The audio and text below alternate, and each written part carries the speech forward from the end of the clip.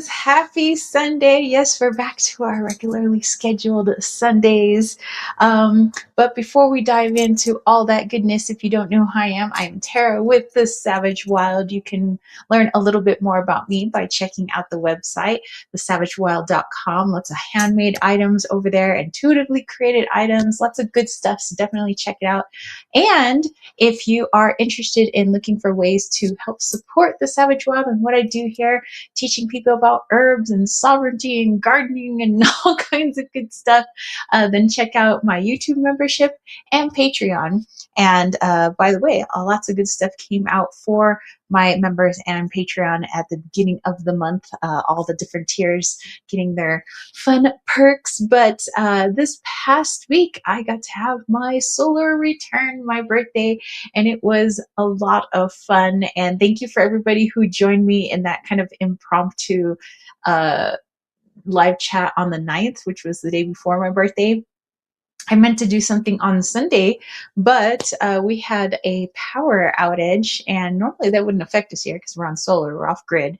But the towers being down, the electricity being down meant that the cell phone towers were down and the internet was down. So it was a little hard for me to try and get online. I eventually was able to put like sort of get a comment in that like, hey, we can't do the live chat today, but I had to like do this weird thing because my cell phone was like glitching out of control, and I was trying to do a hotspot on the laptop so that I could type on it. I was like, okay, well, I guess this is just a chillax day. I was like, but that's fine. We ended up doing our little 80s live chat on the 9th, and I think that was a lot of fun. All right, Lilith is here. She said, "Ni hao, wild child. What up, ni hao, my friend? How are you?" All right, so we're actually going to exit the room here because I am not going to make a hot brew tea today. I'm going to make a cold brew tea. And so there were a few things I had to do ahead of time because they needed time to cool down in the refrigerator and to macerate and all that good stuff.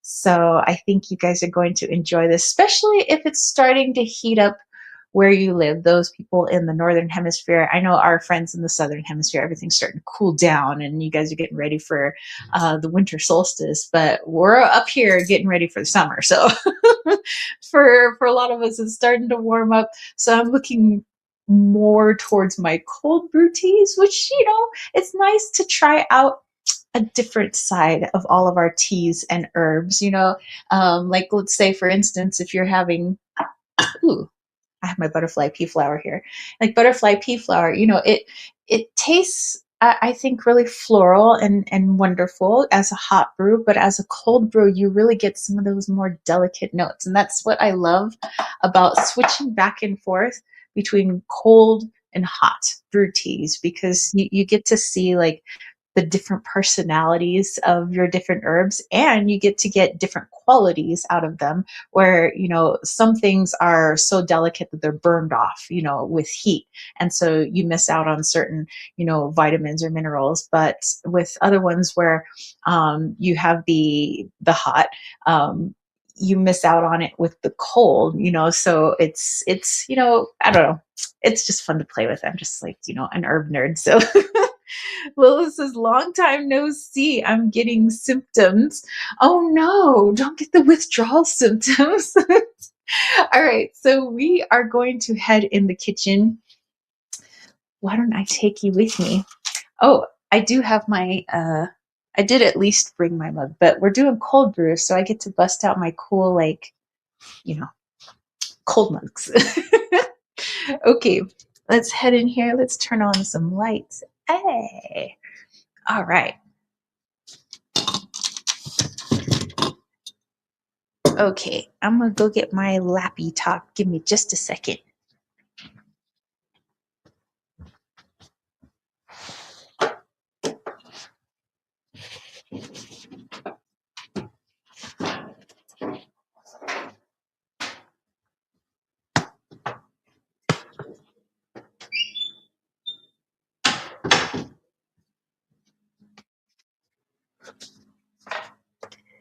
Okay, let's see. Maybe I will move you guys over just a bit so I can put the laptop here. Excellent.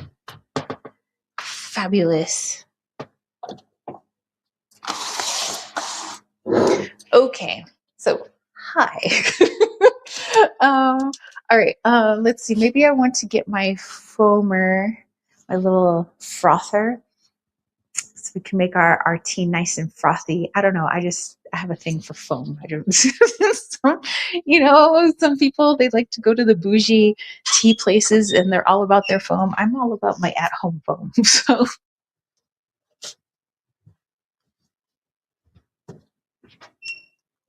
okay.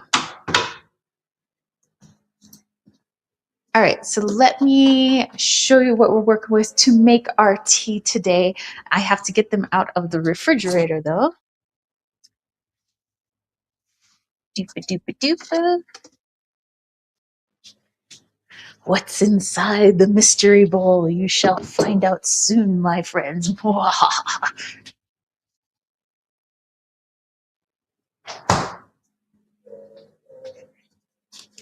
Okay, so let's go over this. Let me point this down. Okay, so we have some good stuff here today.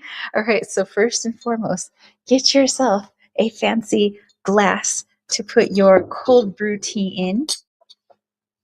And you might be wondering, like, what the heck is that? Is that mud water? No. This is about a tablespoon's worth of matcha green tea and a tablespoon's worth of hojicha green tea, which is like a roasted green tea, which comes out with kind of a chocolatey, roasty flavor. And so mixing it with the subtle roastedness of green tea, I thought, or the matcha, would be a really nice complement to, let me show you, these strawberries, which have been macerating. So these are the strawberries that were left over from my birthday because I made strawberry shortcake. And it was delicious, by the way. Everybody wishes I had made more, but we have to just cool our jets because next weekend, this upcoming weekend, my parents are coming to visit, and my stepmom's birthday is on the 20th. And so I'm going to be making carrot cake. So we're going to have carrot cake here. But then on the 21st, it's Father's Day, and my dad really loves lemon meringue pie, so I'm going to make lemon meringue pie. So we're going to have a lot of sweets here. So I'm like, okay, you know what? Just having a taste of strawberry shortcake is fine. So anyway, so these were left over. So I chopped them up, put a little, not too much, just a little bit of sugar. Some people would put honey. And I wanted to get that, if you guys can see it, that syrup that's swirling around in there. But actually what I'm going to do is I'm going to mash this up as well. And I'm going to mix it with the tea that I've already brewed, and now it's cooled down in the refrigerator. But that hojicha and matcha tea that's here, and then I'm going to add in a little bit of raw milk. Now, if you wanted, and you wanted to get cray-cray, I have Cool Whip in our freezer from, I don't know when actually, but you could throw some Cool Whip on top if you wanted to. Or since we're going to be making some butter today, I could throw a little bit of like whipped cream on there, because technically we're whipping cream and it goes from a whipped cream stage to a butter stage. So maybe before it gets to the butter stage, I can steal some of that cream and I could put it on here. You know what? That sounds good. Maybe that's what we shall do. Lila says, Riley, did you hear that? Better from that milkshake before serving. Exactly. Okay, so I'm going to actually give this a little mix first, since it's just been settling in the refrigerator. And then I'm going to pour it into my glass. But we also want to mash up these strawberries. Oop, did I get a little piece of leaf in there? Oh, no. Which, by the way, if you're going to make a tea, try strawberry leaf. It actually has more antioxidants and more vitamins than the actual fruit itself, which is pretty freaking awesome. Hold on, let me. give our seat a little cleansing here.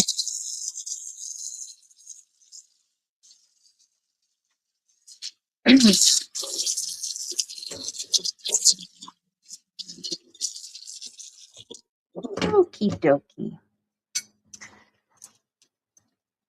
All right, so if you wanted to add ice to this, you could, if you would like.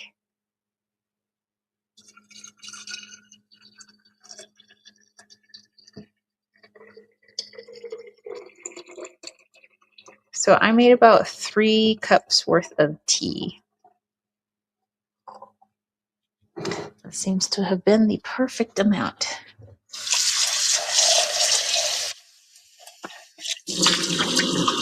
Okay, just give it a little wipe down.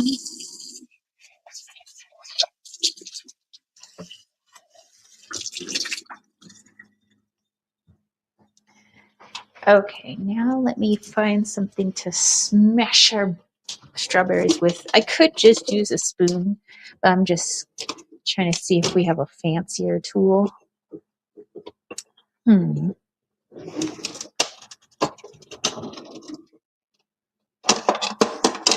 you know what? This might be cool. I have the ice cream scooper. I think this might be cool just because of like how rounded it is. So we're gonna give this a little smashy. Lilith says, Tara, have you ever tried peyote?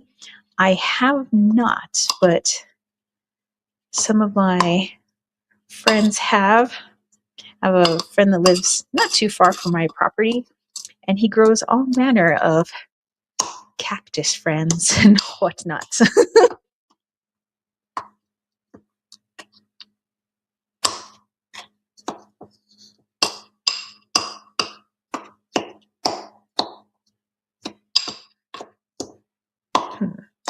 You know what I'm going to do?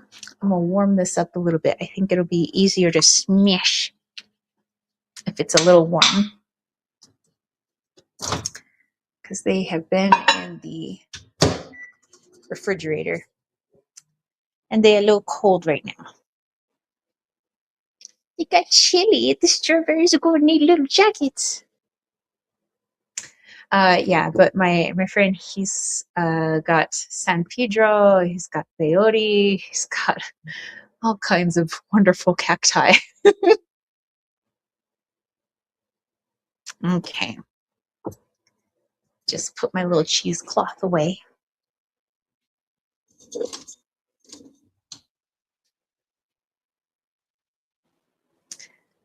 Hey, Costolini is here. And he asked Lilith if she has ever tried the peyote. And Lilith says, no, I've tried shrooms though. Yes, I have had shrooms. I still have some, but I don't think they're old now. So I'm like, I don't know. Do I turn that into a tea? What do I do with that now? Ooh, okay. These seem nice and warm now. Let's try that smashing technique once again. Ooh.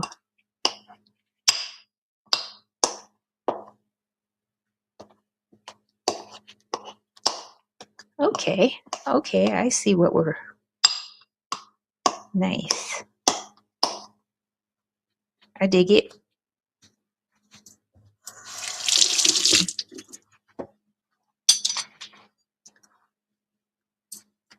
Try this with a fork too.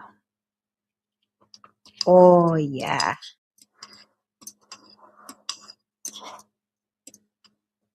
Yes, now that the strawberries are a little warmed up, they're smashing greatly. I'm just trying to like release more of the juice and also more of the flavor so that we have a nice mix with our matcha and hojicha tea. Since the hojicha has got that kind of chocolatey flavor, I figured strawberries, chocolate, and cream. I mean, you can't go wrong, really. Okay. And like I said, maybe we'll reserve some of that whipped cream when we're making our butter, like before it gets to the butter stage, and just kind of plop that on top. I think that'd be super fancy. Because we be fancy. Costalini says, those are fungi. Lilith is like, shrimp space cake. Hey, my boyfriend's a fun guy.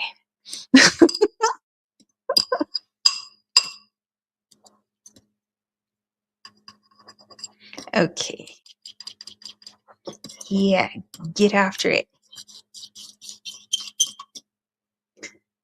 Okay, so now I'm gonna put, ooh, splishy splashy.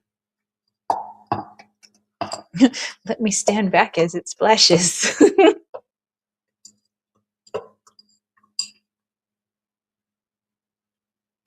Okay.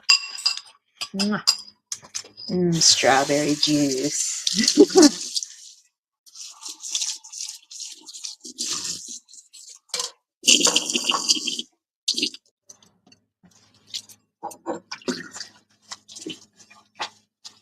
So do tell in our sabbatical, since we all didn't get to, meet up due to unforeseen forces at play, keeping us apart on Sunday last week.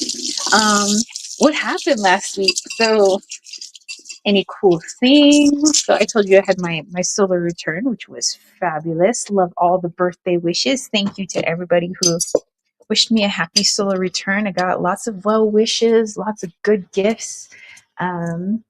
Lots of gifts geared towards like herbs and gardening and basically all the things I love. So that was wonderful.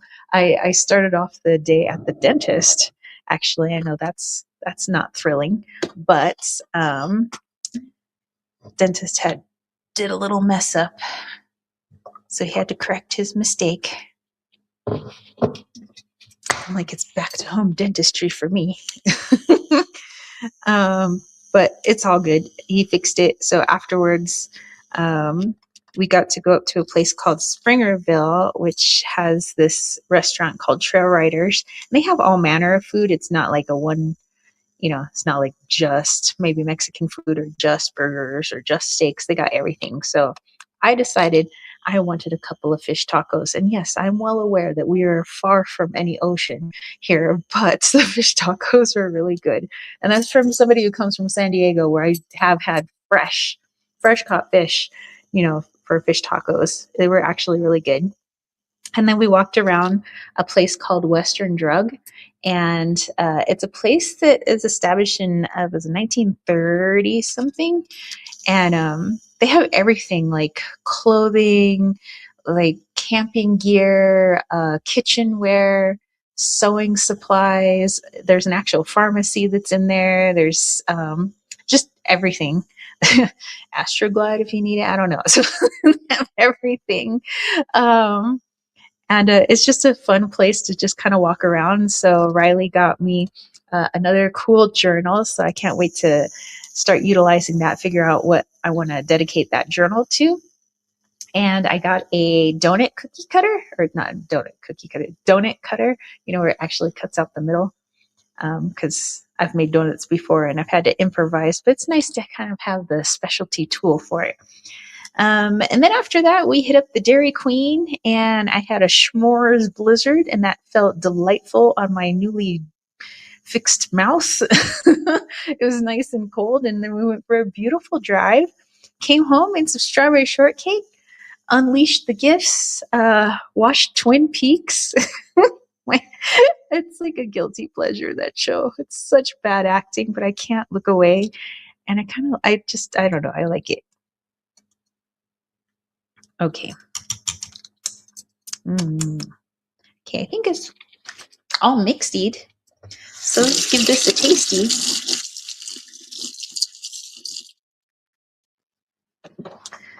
Okay. Moment of truth. Let's do it. Lilith says he has a fun guy too.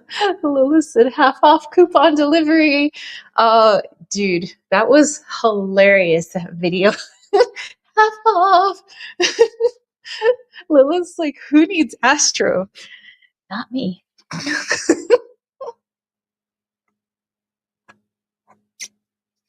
Mm. Mm. That's really good. I really like the chocolatey like hojicha mixed with the strawberries. I'm gonna let that sit for a little bit because I want the strawberries to kind of like interact with the tea that I poured in there. Let them steep. Mm. But it does taste good.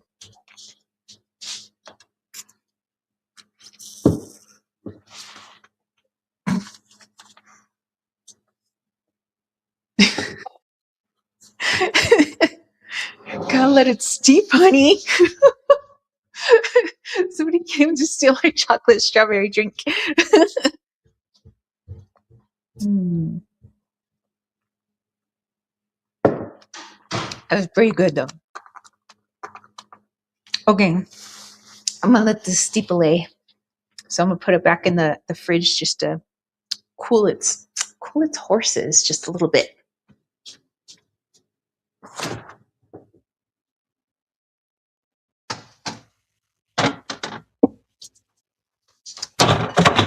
Whoops. Things falling out of the refrigerator.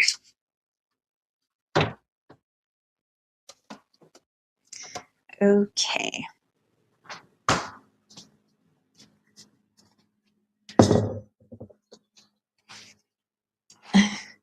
Lila says, I just finished Handmaid's Tale. It was so good. I watched Disclosure Day, which I don't get the hype. It was a pretty bad movie.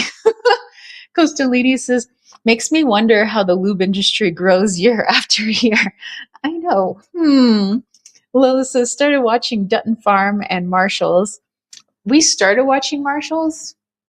But Dutton Ranch looks like it's going to be really good. So yeah, we have it already ready to go on the server. We're going to start watching Dutton Ranch as soon as we finish up a couple other shows. Can't wait to watch it.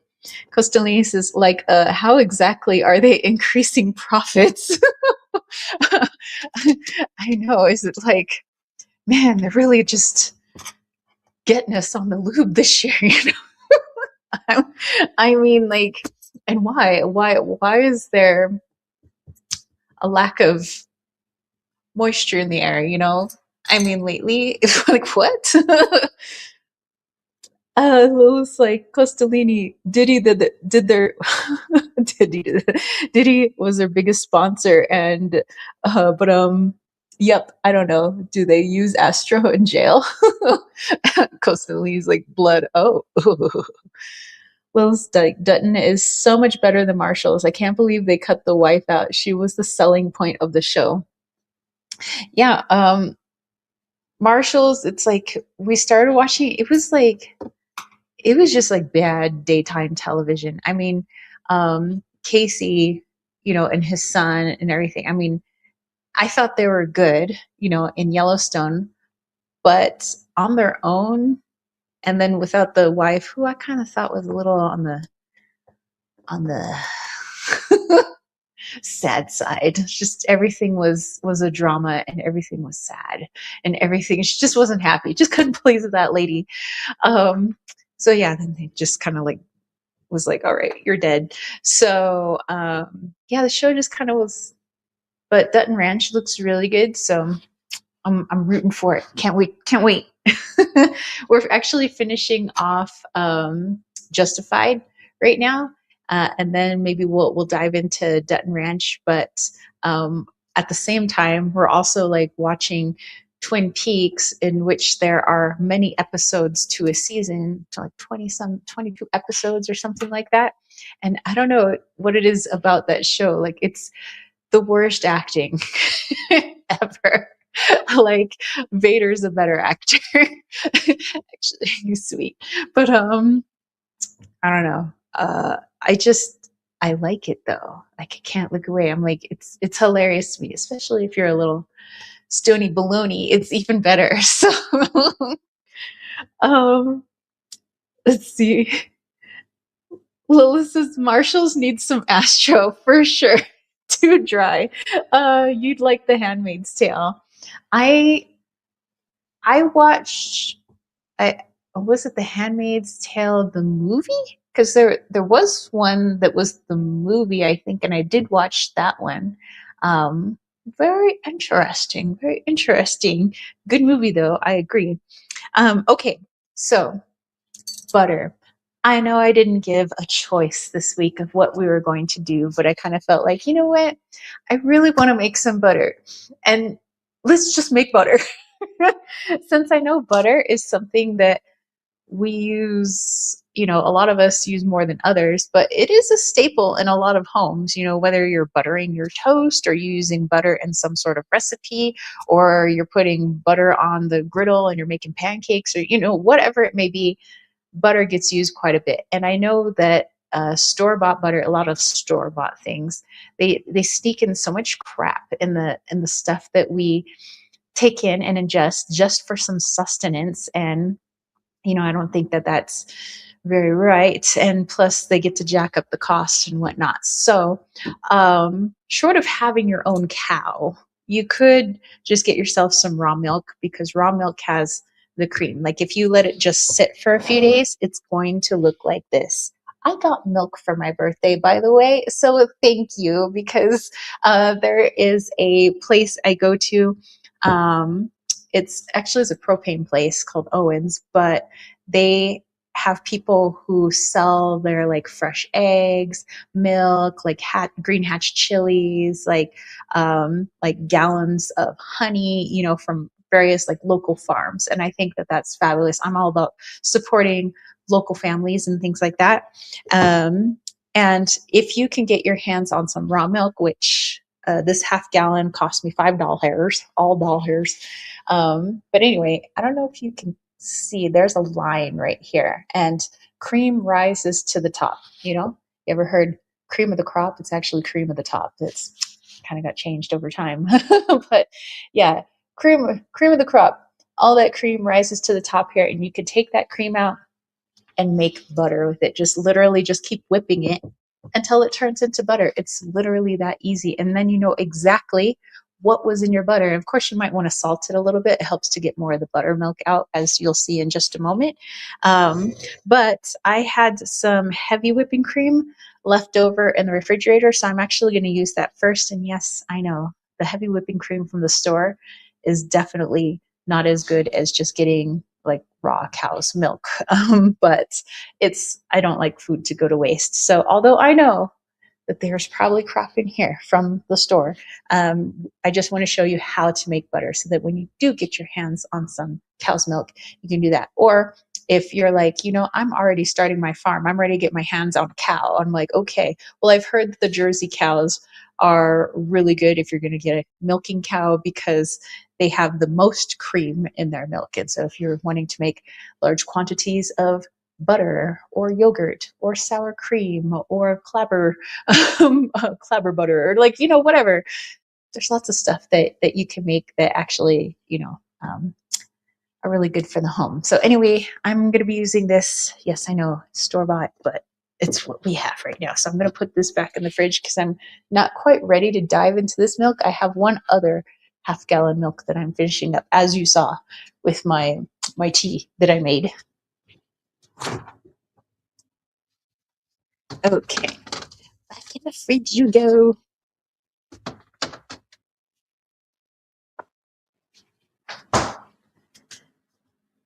Let's see. Let me look bad. Oh, hey, Shapeshifter's here. What's up? Lilith says the show was really good, Riley. Download it. Shapeshifter says, Lilith, did you do the concert? And Kostaline says, we went from Blue Yonis to Astra. I'm getting real curious about Lilith's search history. do screenshot your search history, madame. Lilith Costalini, not even me, the person, just my search history. Okay. Although I'm pretty proud that Blue Yonis are definitely part of your search history. Somewhere, someone be like, what's this dude into? Shapeshifter says, I generally avoid getting too close to animals. And Lilith said, Shapeshifter, update me on your nightmares. Oh, nightmares. And Costalini says, I'm a huge fan of Incognito for this reason. He's like clearing a search history. Goodbye, Blue Yoni. All right, let's bring you guys in. Let me show you what I have here. So I have a mason jar. This is where our buttermilk is going to go into. So you know how, wow, you know how you take basically some raw milk, just take the cream, or you can buy some cream from the store. Although if you're going to buy cream from the store to make butter, kind of defeats the purpose of making butter cheaply. More cheaply and with more vitamins. But like I said, this is all we got. Anyway, so if this is all you got, it's all you got. But anyway, so when you whip this up, it turns into whipped cream. But if you keep whipping it and keep whipping it, whoosh, whoosh, it turns into butter. And what's left, it starts to separate from its buttermilk. And so buttermilk is what I'm going to put in here. And buttermilk you can use for all sorts of things. You can use it in a lot of baked goods, really. You can use it in pancakes. You can use it in breads. Anywhere that actually asks for milk, you can actually put the buttermilk. And it'll look kind of like whey, where it's kind of yellowy, clear yellow. But it really helps to add rise to whatever it is that you are baking. So FYI. Plus, it's full of good stuff. Even better if it were raw instead of, store-bought whipping cream. Okay, you're going to need some salt. I have some Himalayan pink salt. So I can add salt to the butter. Salt actually helps to extract more of the buttermilk. And the reason you'd want to do that is because it helps to preserve your butter much longer. Like the more buttermilk that's sitting in your butter, the faster it's going to go rancid. And so if you want the butter to last longer in your refrigerator, you're going to want to take out as much of that buttermilk as possible. And like I said, you can use that buttermilk for a host of things, just like Google buttermilk uses. Okay, you're also going to need a strainer because we want to put our butter in here, and we're going to catch all the buttermilk in this bowl down here. So you're going to need a nice sized bowl, and I'm going to actually wrap up my butter in clear wrap. And then you're going to need some ice water, or if you have a well, wells usually have really cold water coming out of the system anyway. We have a well, so I'm just going to use our well water because that's nice and cold, and you want it nice and cold when you're rinsing off your butter and when you're like in the final stages of like squishing out all that buttermilk. So we're going to get hands on. My hands are clean, by the way. Do wash your hands unless you would like the whole family to have a taste and flavor of your hands in the butter. I'm just saying. Let's see. Shapeshifter says, Lilith, please no. I still got that trauma. Lilith says, the open mic thing is later this month, and it's definitely noted in my planning. And then, yeah, tell me about it. And Shapeshifter says, nice. Lilith says, I also don't enjoy being away from home after the sun goes down, so I'm lucky the open mic thing is on Sunday afternoon this month. I haven't met any new victims yet, if that's what you were wondering about. Shapeshifter said, that's starting off great already. Would be super fun. What are you going to sing? Is it your own songs? Ooh, so excited for you. Okay, let me bring you guys in. It's time to butter our milk. All right. The fastest way for me and the less work on my part is to use my KitchenAid mixer. You could use a hand mixer, but you're going to be there with the hand mixer for a while because this is a game of patience. You've seen people who do butter churning, right? They're like there all day just churning that butter. You could also make butter in a mason jar. Pour some heavy whipping cream in it and just like shake it like you're, never mind. You guys could probably fill that in with your dirty minds. But yeah, anyway, you're just going to shake it until it turns to butter. With the KitchenAid, it's just, I don't know, it's just easier. Okay, so I am actually going to use my whisk attachment on this. And I don't remember how much heavy whipping cream is left in here, but we'll just pour it all in and have funsies with it. Shapeshifter says, Lilith, hey, some peeps might like being victimized. It's an actual thing. Lilith says, I won't be singing nothing. I'll be minding my business, enjoying the music, and drinking my tea. Ah, but Lilith, you play such really good music. Lilith is really talented. I hope you guys all know. Like, not only is she really good with her computerness and her graphic designness, but musically, she is very talented as well. FYI, yes, Lilith, I divulged a secret about you.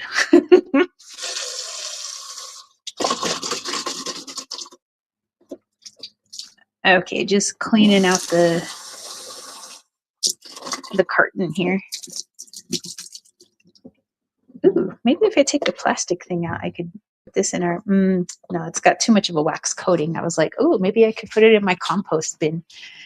But our compost is coming along nicely, by the way. And those of you who didn't know, I did name him. My compost name is Oscar, as in Oscar the Grouch, as in that trash puppet. Yeah. my compost has a first name, Grinch. He's a kind of a grinchy, grouchy. Yeah. Okay. So I have about like 1.5, maybe there's 2 cups in there of whipping cream, heavy whipping cream. So I'm going to put this little attachment on now, like so. And we're just going to slowly turn it on at first. But, you know, before you turn it on, you should probably have it plugged in. So, okay, now let's try that again. We'll slowly try to turn it on. Just like let it warm up through the phases. It's on like a level 2 right now. Level 3. You know, get your shaky on. Lois says, are you applying? There she goes, spilling all my secrets. Thank you for stroking my ego, though. Oh, you're welcome. Stroke Lois' ego. Strokey, strokey. All right, turn it up. Turn it up some more.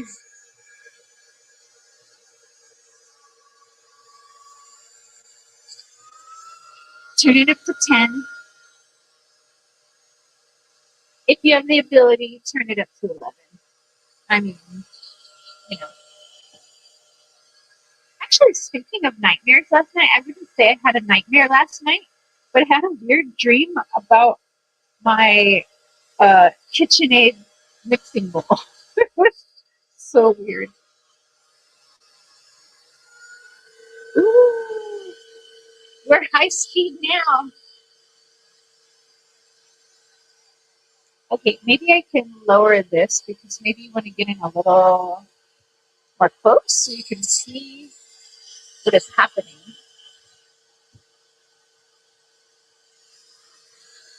Okay, right now it's just whipping it. Maybe I'll get my spatula.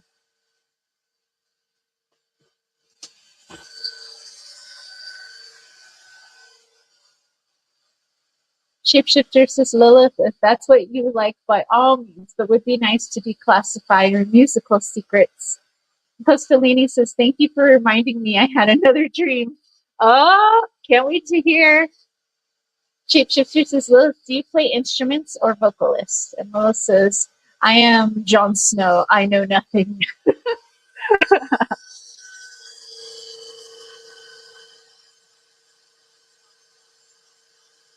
Okay, I have a spatula just in case we need to get down in there. I'm going to lift this up a little bit because I don't know if you know, but like with just the way the mixing bowls are, it never really touches the bottom. So it's going to sound like it's hitting because it is. But I want it to get to the bottom. I want to get to the bottom of things.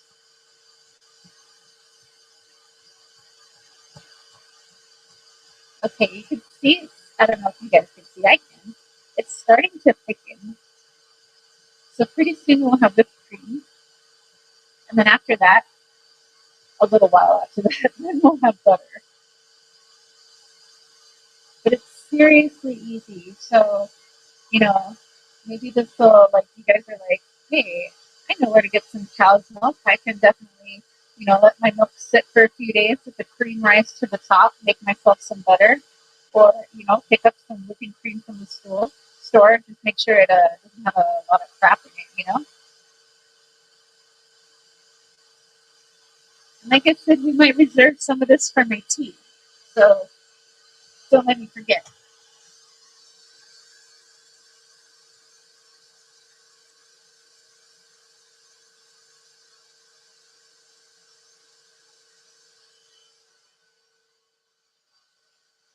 Shapeshifter says, I don't get bad dreams anymore. Well, except blue yonis.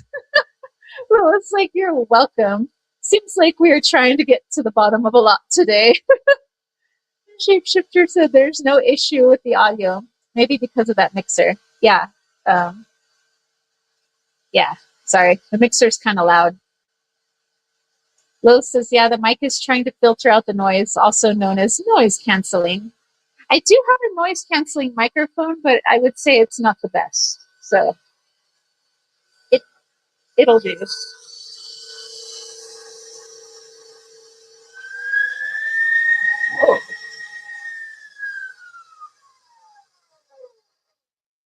Okay. So in this stage, we have whipped cream. Ta-da! It's all whipped creamy. I'm gonna put some of that on my tea. So hold on. And then I reserve the rest for butter. Okay.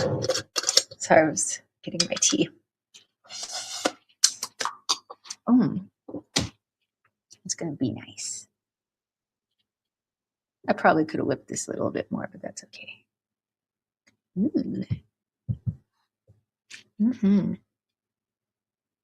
I need just a little bit. I don't want to take too much because obviously we're trying to make butter here. Okay. I have whipped cream in my tea. I'm fine now. we're good now. Okay, let me put this back on. I'm gonna turn this back on. So here we go.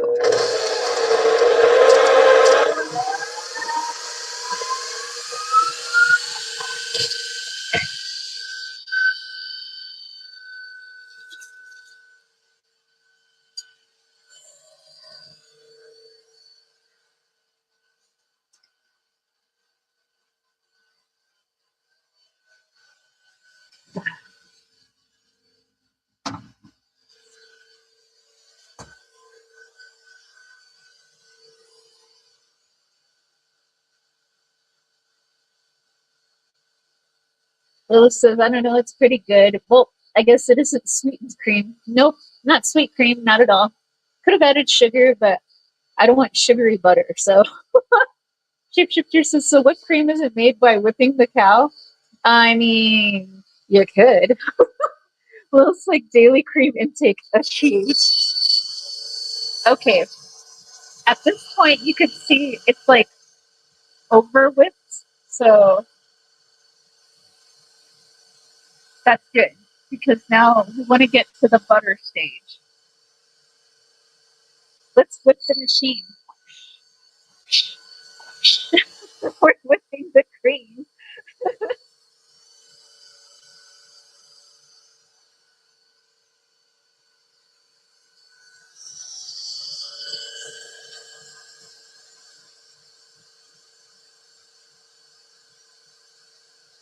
It takes a while.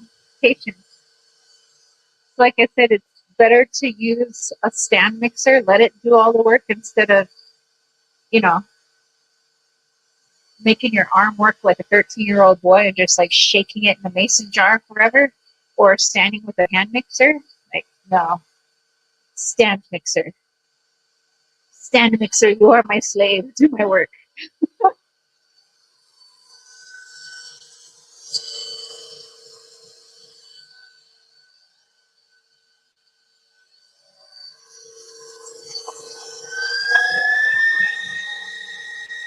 Oh, we've gone to another level.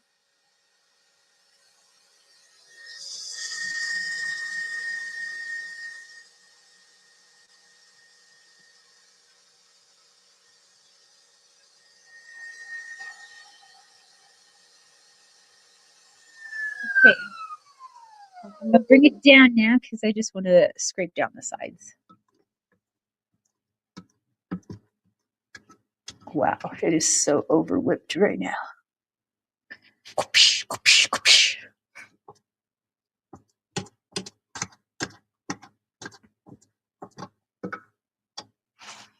Okay. Oops. Get that. All right.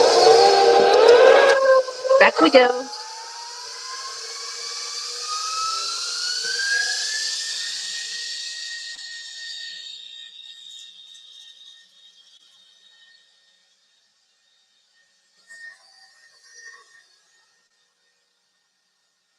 Posthumus is now at 1. There was no need for Astro.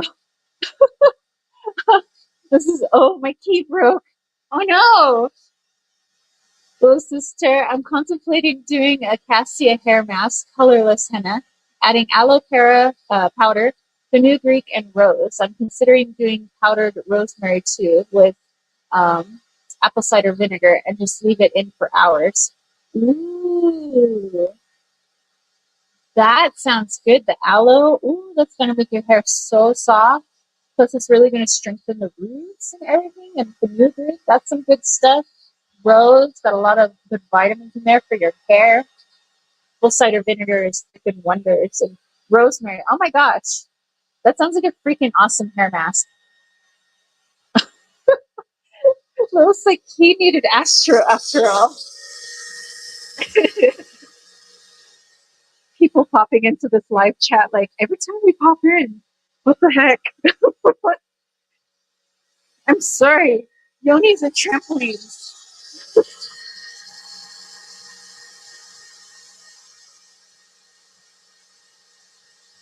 It's starting to look like cottage cheese, which is not good whipped cream right now. So that's good. We're moving on to another phase.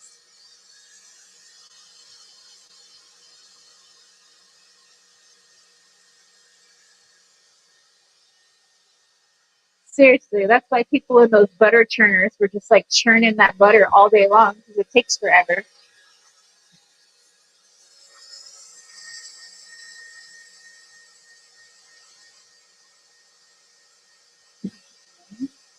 It's a what? It's butter.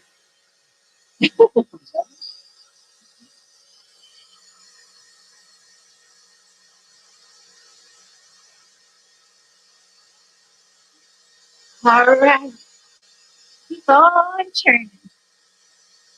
My KitchenAid does my bidding. Ooh, she's getting warm.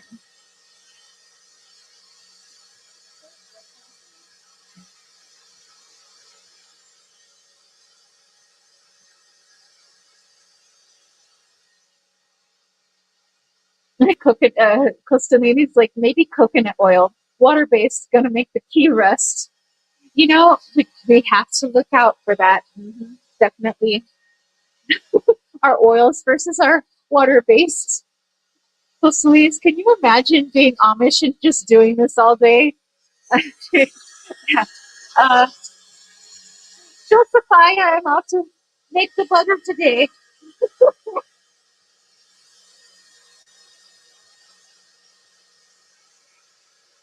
Oh, I can't hang out with the girls. I'm making butter.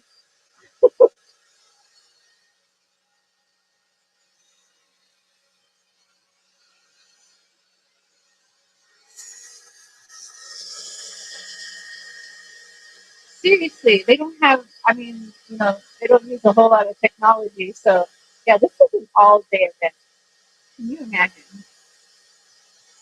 And don't be fooled by the people on TikTok that are like, you just give it a couple of shakes in this mason jar and poof, you have butter. No, that person was there shaking literally all day until their arm fell off.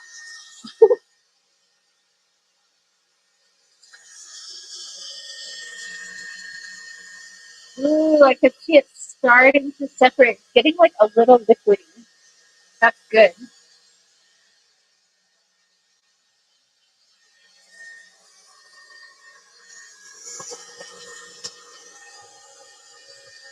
Lift this up.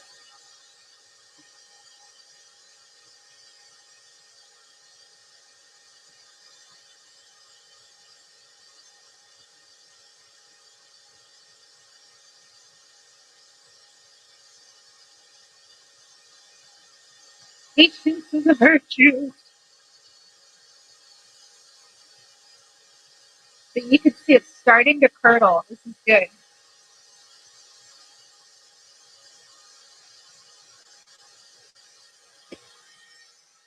And FYI, if you are going to be just using whole milk, basically cow's milk, I would say that you could do this with raw milk, but you can't do it with pasteurized milk from the store because it doesn't turn to cream. It's been pasteurized so that doesn't happen. But if you have raw milk and you let that milk just sit in your refrigerator for a few days, that cream will rise to the top, and you just scoop it off. And just go ahead and make butter with it. You literally just turn on your KitchenAid if you have it, but I understand some people don't. So maybe you do have to give yourself a forearm workout and just shake it in your mason jar or use a stand mixer.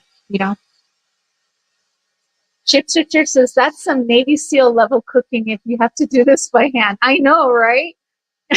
Freaking swabby arms. um, I'm just so glad machines aren't conscious. If they were, we'd be in serious trouble. Yeah, my KitchenAid would be like, listen here, we need to have a conversation. Those like some chick put in a double Ziploc bag and went on a 6K run while the butter churned in the bag. Oh my god.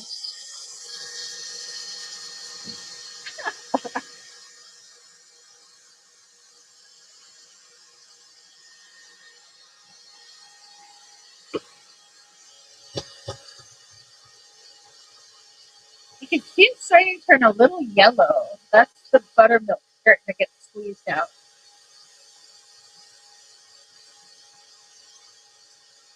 Plus the butter will be yellow.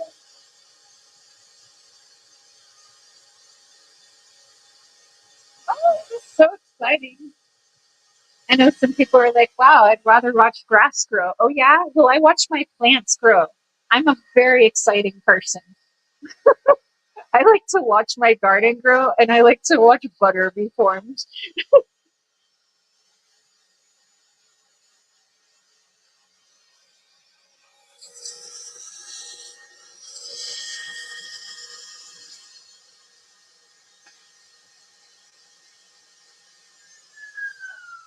Okay, we're just going to scrape down the sides again. But it's starting to look nasty. But that's good. We're in an in-between stage. Everybody's nasty before they transform. I mean, think of what's happening with the caterpillar in between caterpillar and butterfly. It's probably a pretty nasty scene.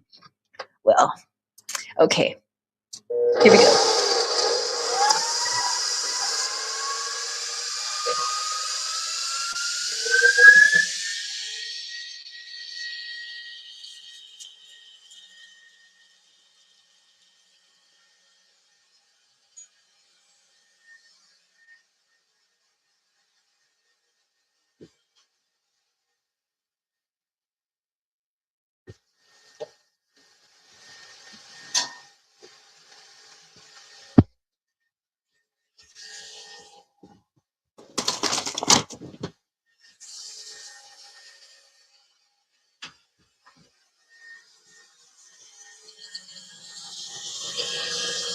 All right.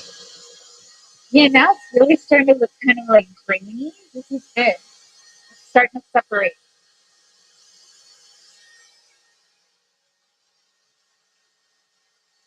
Lilith says, I got a garden life simulator where you grow flowers and sell arrangements and complete orders and stuff, and I'm obsessed.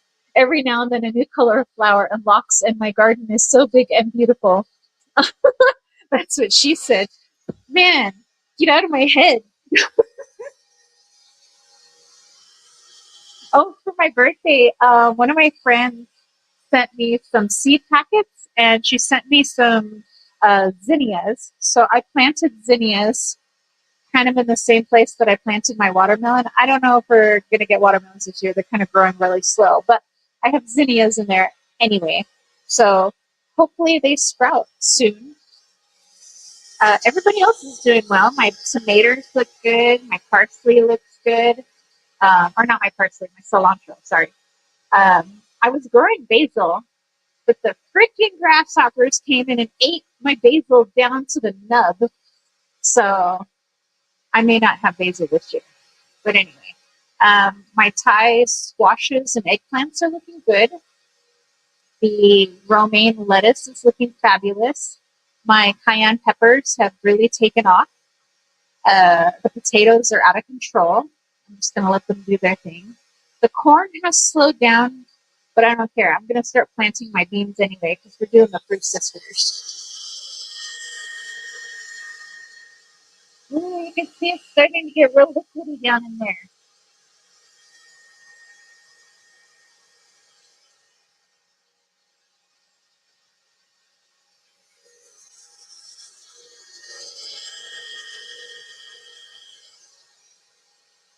Yeah, so don't believe the hype on TikTok or Instagram, YouTube shorts, where they're like, you just give this little baggie a shake and boom, you got butter. Or just give this little mason jar a shake and boom, you got butter. That person was standing there for like 10 hours. Seriously. Ooh. I'm going to redirect your attention for just a moment to show you a most amazing gift that Riley got me for my birthday. Check it out. No, it's not a torture device. It's a Dutch cheese press. So that I can make cheddar cheese or basically all different types of hard cheeses. And it comes with a couple of different molds. But yeah, can you imagine having that much cheese? And I'm just going to be making wheels of cheese now. So just buying all kinds of raw milk from the person whose cow makes milk and the dairy farm nearby. Yeah, I can't wait to make cheddar cheese. But even that's a waiting game. It's like 3 months before you can eat that cheese. But that's cool, you know. So I'm excited about it. And basically, for making cheese, it's 1 pound for every gallon of milk. So 1 gallon is 1 pound of cheese. Just FYI. Okay, back to our butter adventures. Look how liquidy.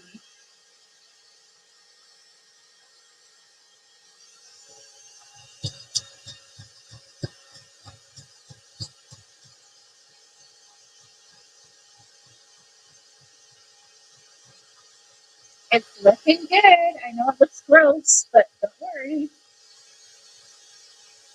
Good things come to those who wait. uh, anyway.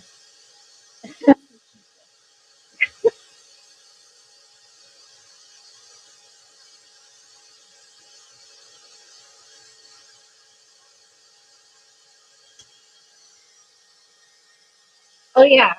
Um, at some point, you may want to lay a towel over it. It gets a little splashy.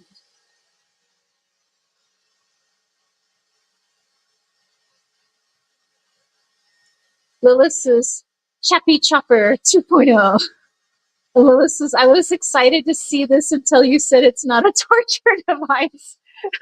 I mean, you know, many uses for many things.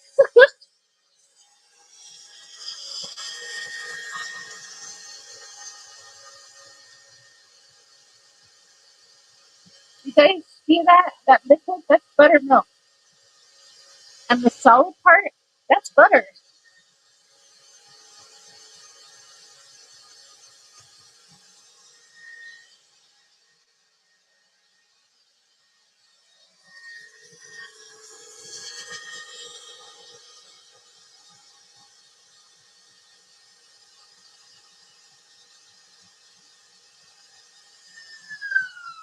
Okay, we're just gonna slow it down here for a second because I'm gonna scrape down the sides.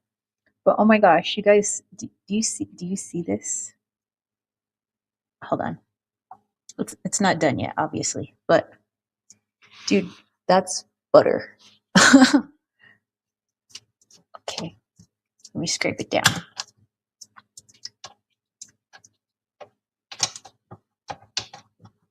Okay. Okay, KitchenAid, get back to work. Nobody told you to stop.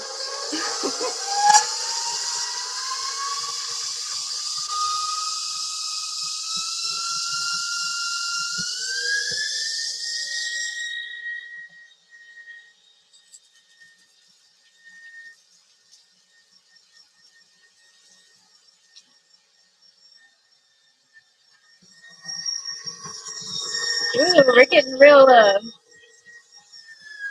flashy.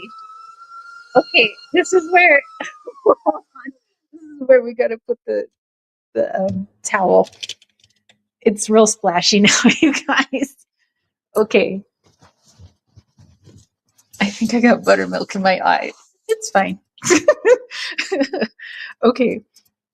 Well, I guess you can't watch it now because the towel's on. But okay, we're gonna turn it back on.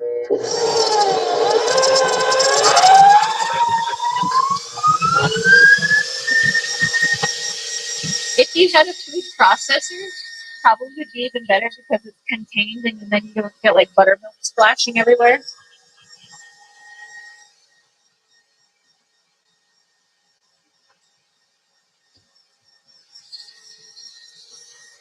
I feel like my KitchenAid is shameful right now, so it has a towel covering her face.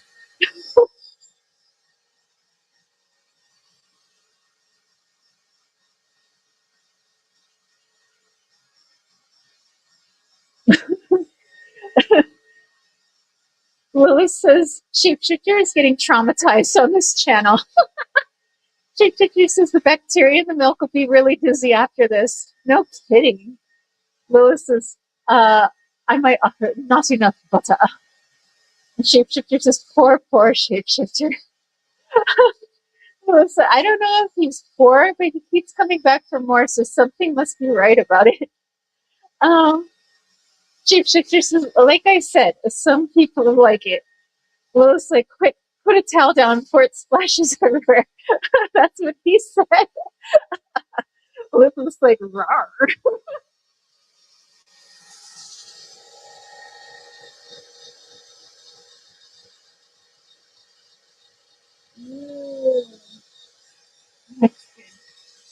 I feel like I'm looking at the man behind the curtain while trying not to get splashed in the face.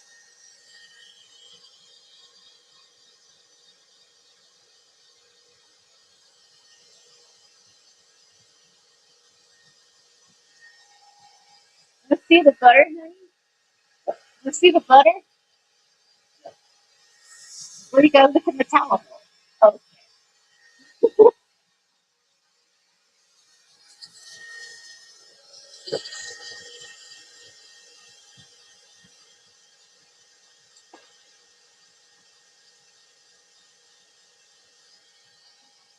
looks good.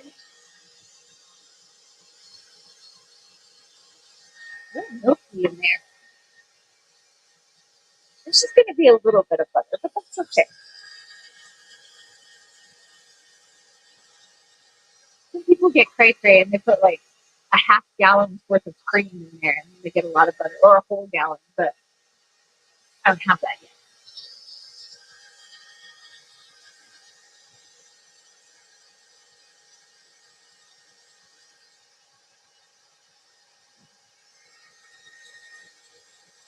Yeah.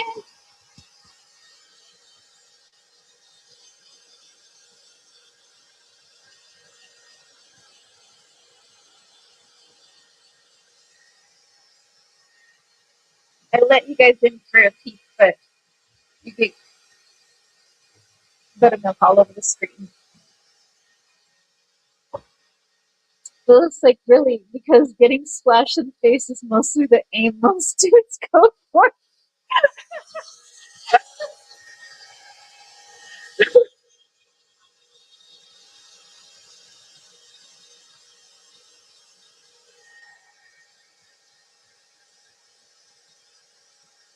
Come on.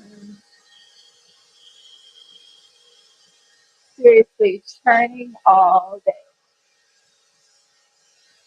I wonder if the Amish ladies just like they get together, they start singing some jams. They're like churning, churning, churning all the butter, churning, churning.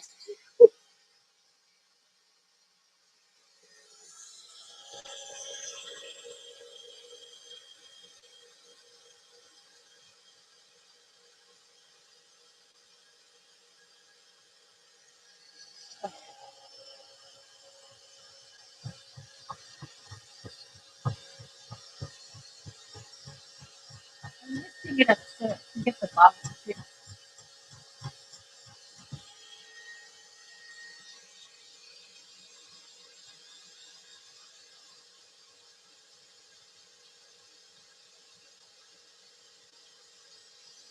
I mean, it's looking pretty good.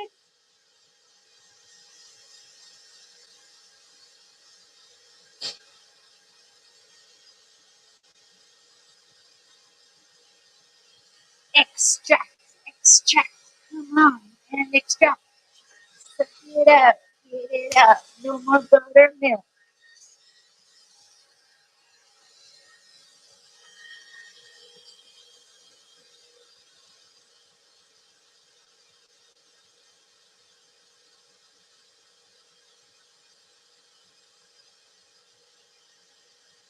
We want it to kind of start sticking to the whisk.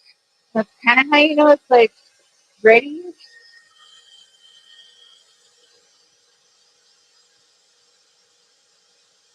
Like it starts to form a clump.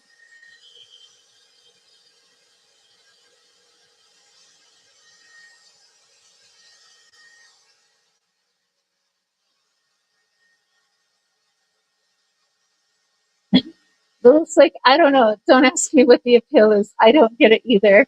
Maybe y'all can explain us. Yes, gentlemen in the chat, do tell. Postal Lady says, it's been a while for you, huh, Lewis?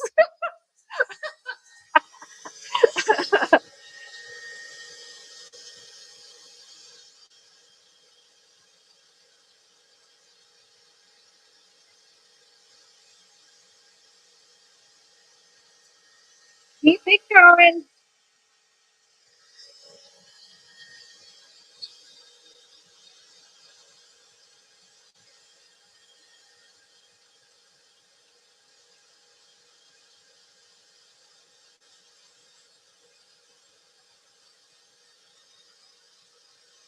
I mean, it's probably almost done.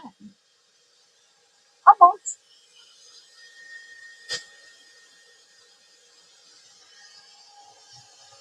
I'll lift it up again. At the bottom. All the way to the bottom.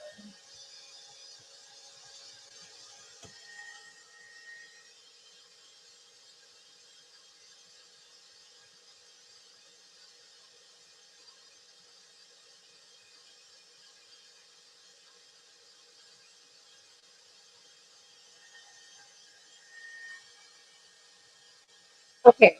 I'm going to bring you guys in for a quick peek before I shut it off.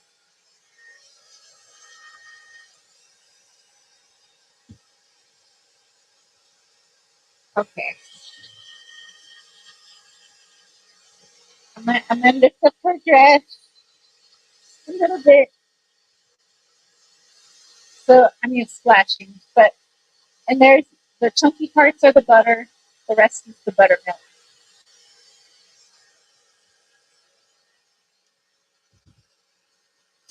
Whoop.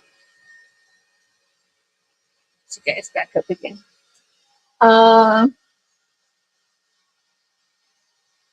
Riley says, we gotta mark our territory. Nice one, honey. Shapeshifter says, Lola, we like to see if we can shoot it accurately. It scratches the primitive hunter itch. We mostly miss, though. Oh, so it's a dog thing. Damn. Postal lady is like, it's moisturizer, saving you money. Lewis like, can you tell?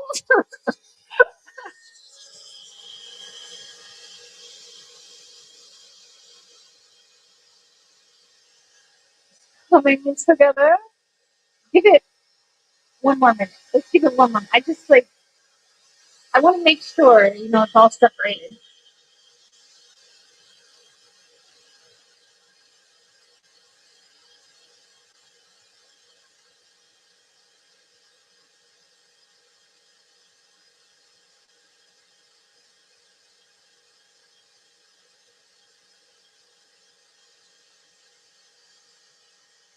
One, two,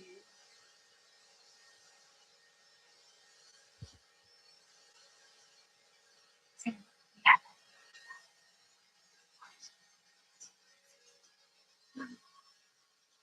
Mussolini's like, it's in your energy. My energy is weird.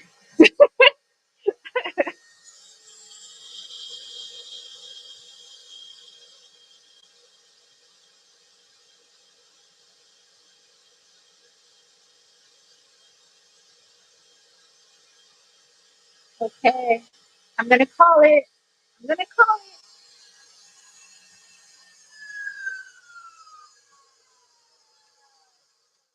Powering down. Woo! My KitchenAid got warm. Okay. So I was having this weird dream last night. It wasn't a nightmare, it was just weird. I was at this place and my KitchenAid mixer was there, and I was gonna go make butter, but somebody like stole my bowl, like my mixing bowl. It was so weird, and I was upset. I was like, okay, who used my mixing bowl and didn't put it back?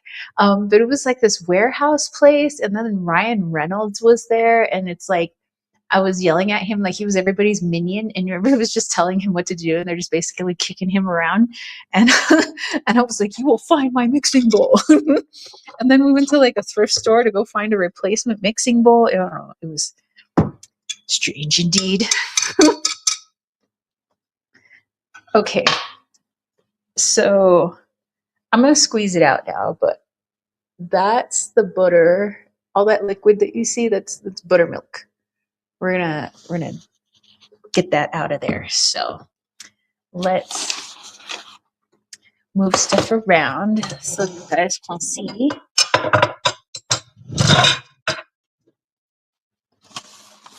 Okay, I'm gonna move this stuff up here. Beep, beep, beep, beep. Okay. All right. All right. So as you can see, that took a while because how long has our live chat been going on now? An hour and 13 minutes. And the first, I don't know, 15 minutes were me making tea. 15, 20 minutes. So the rest of that time was the KitchenAid just like working like a little workaholic. So yeah, it takes a little while. So like I said, if you have like a food processor or you have a mixer, use it. Okay.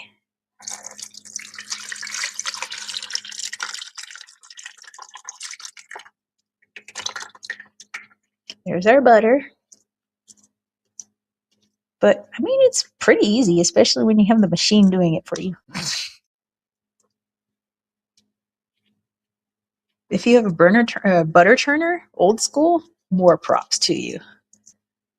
That would actually be kind of cool to try.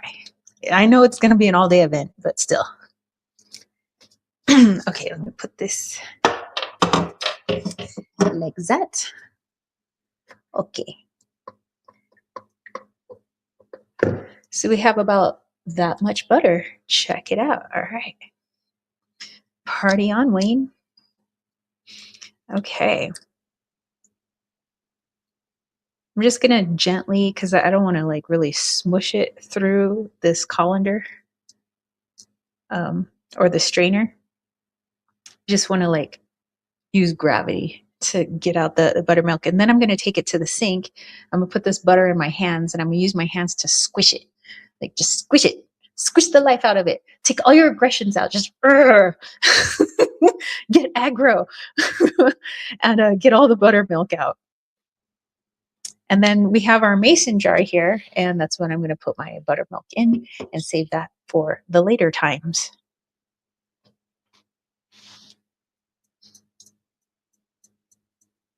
Lilith says, if anyone asks which nobody did, 80 circa 19, they should declare me a saint by now. I dreamt about you last night, Tara, but I didn't remember the dream anymore. Because I was like, was I jumping off of buildings? I love to jump off of buildings and fly in my dreams. Shapeshifter says, Ryan Reynolds is exactly the type of person. And Lilith says, that's considered a nightmare with Ryan Reynolds in the lead. Damn. And Shapeshifter says, Lil, yep, but if it's Deadpool, I'd be okay. And Lilith says, I don't know, this whole lawsuit BS with his wife made even that bleak away. And Shapeshifter says, I'm not aware of that. Heard of some horrible stuff about him, though. Huh. Well, I'm not up on my pop culture, so I haven't heard any of that stuff. Lilith says buttermilk pancakes. I know, right? Ooh, I made some sourdough pancakes. Those are so good. What if you did sourdough and buttermilk? Butter sour pancakes. Okay, we're going to take this over to the sink, so let's just put that there for now. And I'm going to move you guys to the sinky portion in just a moment. Let me get my mixing bowl out of the way. So give me a second to clean it out. It's pretty easy to clean butter. Butter is a good cleanup. Easy cleanup.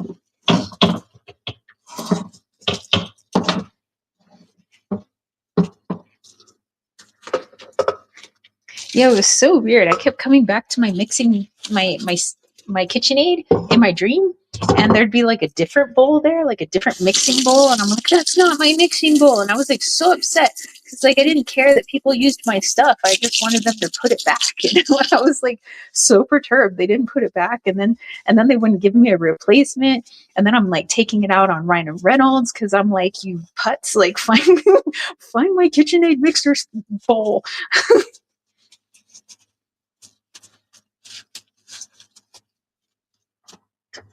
Okay, the sink will be open in just a minute.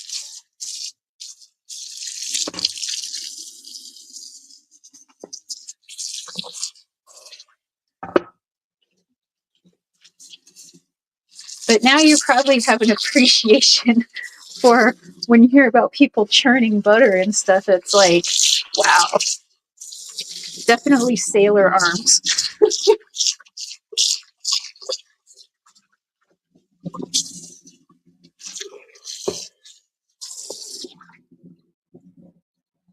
Okay, that looks good.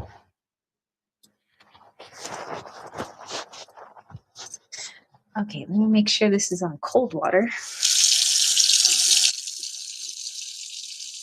Okay, now it's nice and cold. Okay, so let's take you guys, oops. Oh no. There we go. Sorry, the computer screen went dark. I was like, what? What the deuce?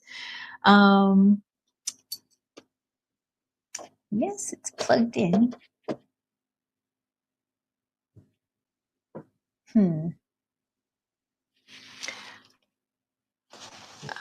Yeah, okay. Let's see. Melissa, double whammy. Shapeshifter says, moving us to the sink is fine. Just don't splash our faces. And Melissa says he's asking to be splashed in the face. Shapeshifter says, nope, never. Lilith says, turn the blue yoni pink. Oh my goodness. Well, this is the Savage Wild channel. We're all a bunch of savages. Okay, so I'm gonna move this over here. And I'm going to go get that mason jar.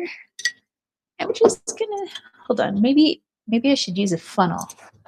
Because as good as I think my pouring skills are, maybe a funnel would just be fabulous.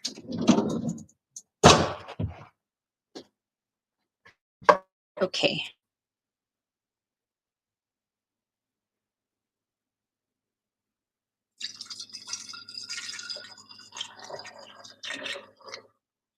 Boom. Shakalaka. Okay. All right. Sweet. That came out fabulous. Ta-da! Buttermilk. Okay. I'm going to put that in the fridge for now. Oh, you know what? Maybe I'll put my little cheesecloth cover on it. Let's do that.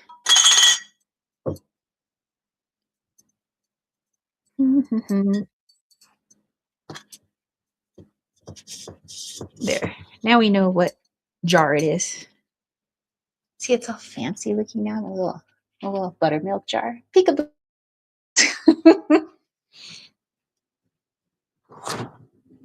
So yes, that will be delightful for the pancakes. Or whatever I choose to make. Or, you know, my parents are coming to visit, so maybe I'll make them bread or something. I do need to make more bread. Okay. Okay, I don't want to waste any, so I was getting the butter off the spatula. Okay, and now I'm going to put this butter in my hands like so.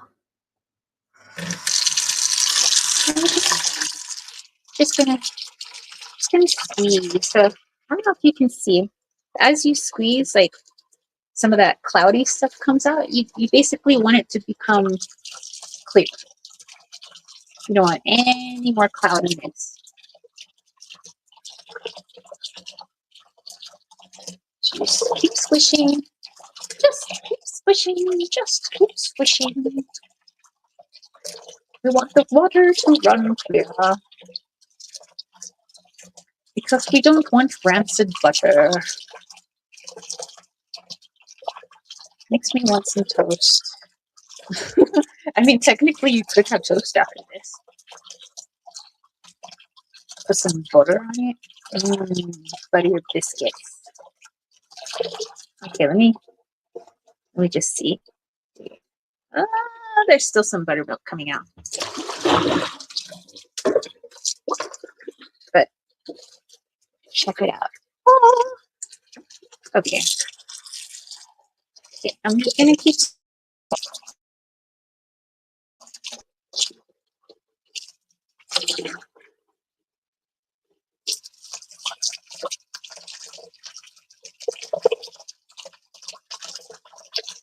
And you do it over cool water, or if you had a bowl with cubes like ice water in it, because you don't want the butter to melt. Your hands are hot, technically. Mine aren't, but that's okay. Riley's got hot hands. But yeah, you don't want your butter to melt, and then you basically lose all your butter down the drain because, you know, the water was hot, your hands were hot. So you want cold. Okay, now I'm gonna. Ooh, I think we're almost done. That water's almost clear when I squished it.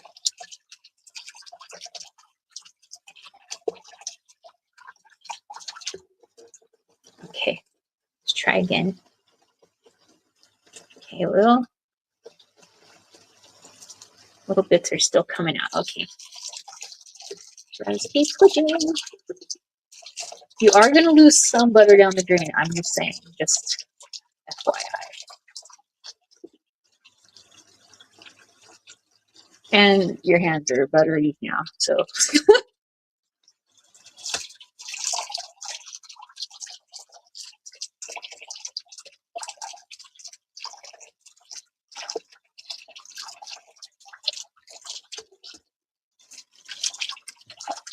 Okay. I think that'll do it. See if I can get the butter off my fingers. All right, I am going to. We have a bowl here. We do have a bowl. Hold on. Grab us a bowl here with my nasty butter hands. Okay, I'm gonna put my butter ball in there. This is a literal butter ball. Okay, I'm just gonna try to get as much of this butter off my hands as possible. This is why you need to wash your hands. Because like I said, everybody else is gonna taste your hand juices in the butter, and that's gross. So keep your hands clean.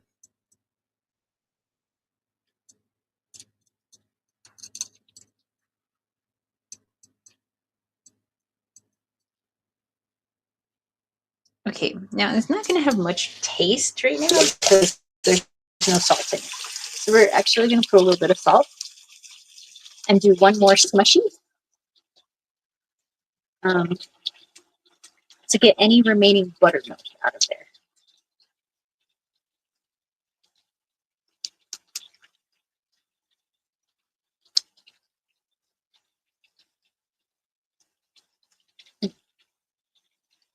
Okay.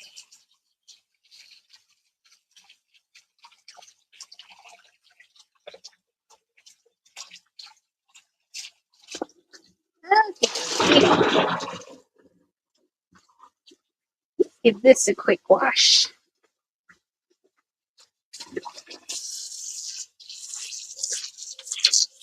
I can feel my hands are still slightly buttery.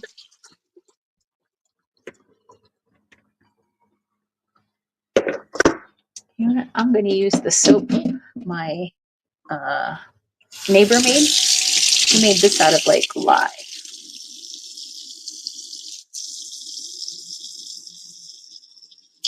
Lye cleans everything. There we go. Ooh, now my hands are so soft. They're butter soft.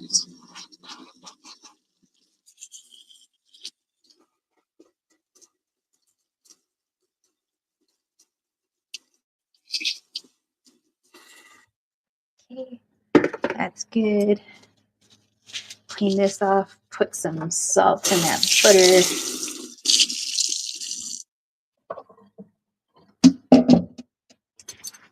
Okay. So let's point the camera down a little bit more. Maybe bring you guys down some. There we go. Sorry for the noise. All right, so I'm going to bring the spatula back. And we are going to add some salt to this.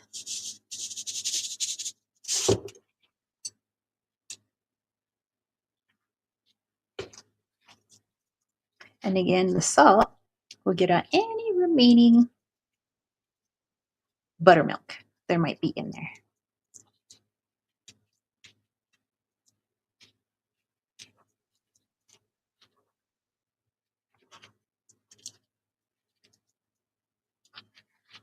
A little bit more butter. So yes, this would be considered salted butter.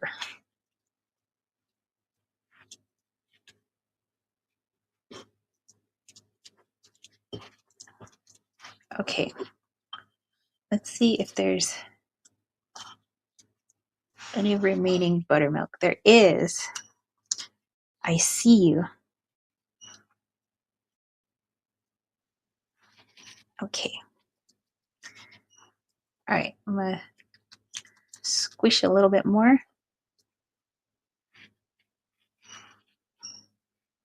A little bit more buttermilk. All right.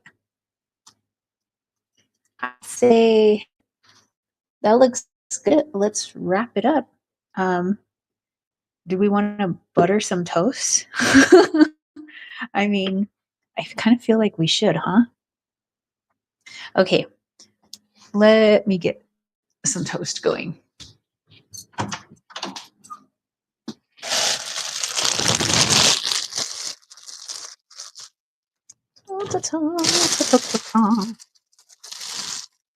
buttering my bread.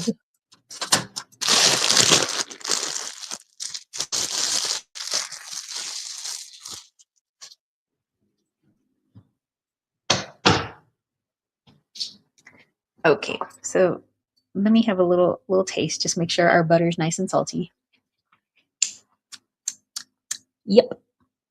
Okay. Let me go back to what you guys were saying.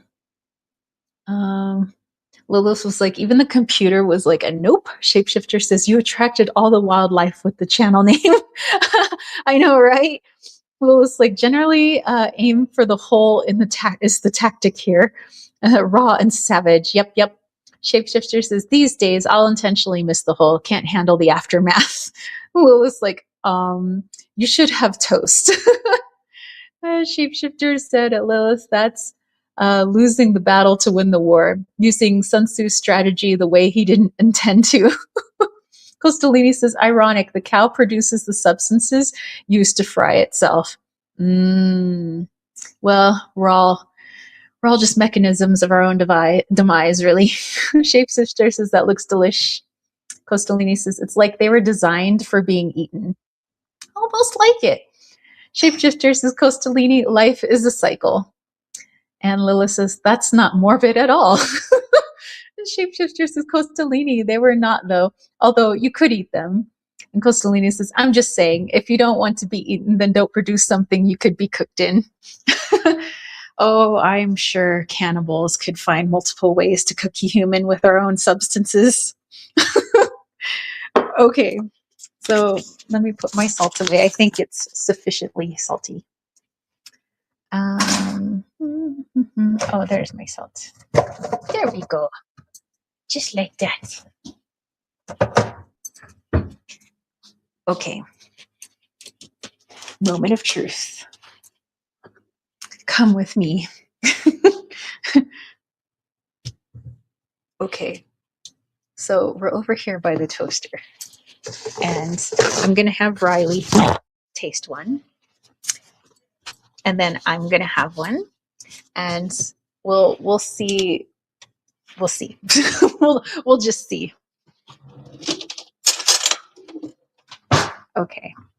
So here we go. We have a piece of toast. Piece of toast.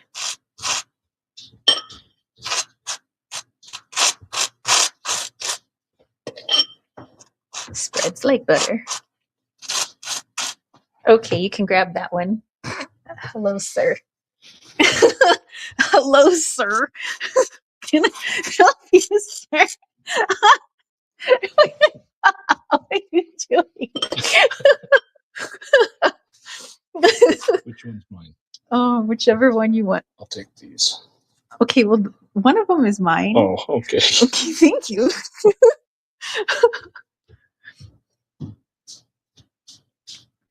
Okay. Let's test it out.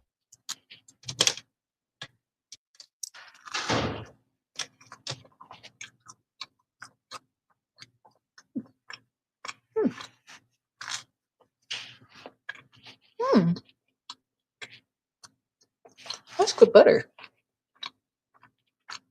Who made it?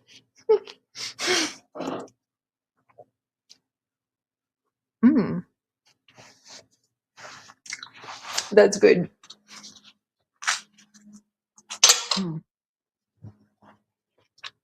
Okay, we're gonna have to wrap up this butter now and put it in the freezer. I mean the refrigerator.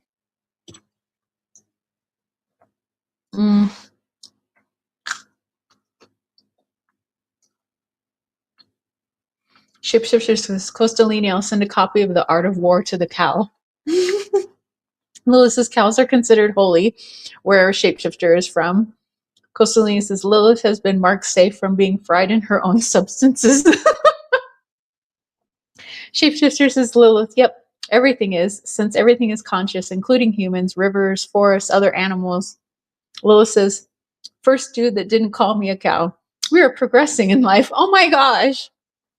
A shapeshifter says, Lilith, unless the dude's a Hindu, then being called a cow is an honor. Lilith's like, holy cow. Nice. I highly recommend you guys make butter. Especially if you're using raw cow milk or goat milk or sheep milk. I mean, whatever your pleasure is. Then you know exactly what's in it, where it came from. You could add a little sugar if you wanted sweet butter or honey. You could put that in it. Oh, it's endless. You can make garlic butter. Oh, garlic butter. No wonder the vampires don't like me. Okay, let me grab my butter.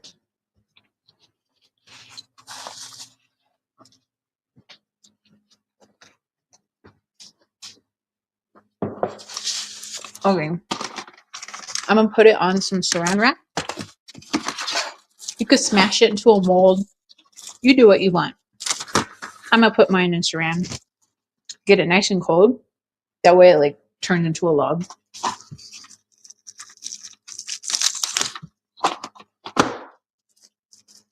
Okay, I hate how saran sticks to itself, but it doesn't stick to anything else. Like, come on now. Stupid plastic wrap. Okay.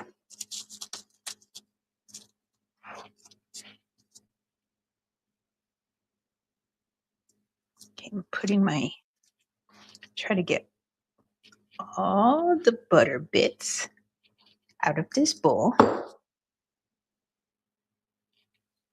Riley, what do you think of the butter? All right. He says it's good.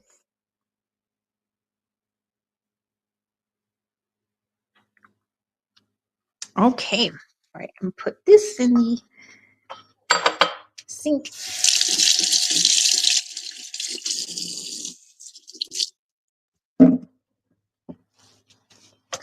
Just clean it up real quick. And then we'll wrap up our butter. We'll put it in the refrigerator. And then we'll head out to the living room. I have a fun herb. Well, it's not really an herb. It's a nut that I want to talk to you guys about. I mean, I'll talk about the plant, which is an herb, but you guys might dig it. And depending on where you're from, because actually it's very prominent in India, as well as a few other places, you might have easy access to it.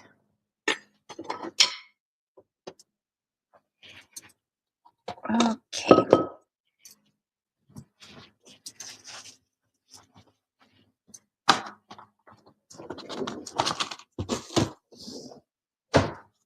Okay, here we go. Let's take a look-ski. Lila says roasted garlic butter. Dude, I could just eat garlic cloves because that's how I roll. Okay, speaking of rolling, oops, there's a little buttermilk here. I'm gonna get that off. Okay, we're gonna roll this up. Maybe smush this guy in. You're sticking out, man. Okay, I'm gonna roll them up like a little burrito, and then we're gonna ta-da! And you have a stick of butter. So, like I said, that was like 1.5, 2 cups of heavy whipping cream, and it turned into a stick of butter-ish. Yeah, but it's better to use raw milk of whatever animal that you are wanting to make butter from. Okay, so I'm gonna stick this in the refrigerator. Over here. I guess I should put it in the butter drawer, no? Ta-da! Oh my gosh, you're making this so fun. Okay, and my tea is nice and cold now, which means my strawberries are probably mixed well with the tea that I originally put in there.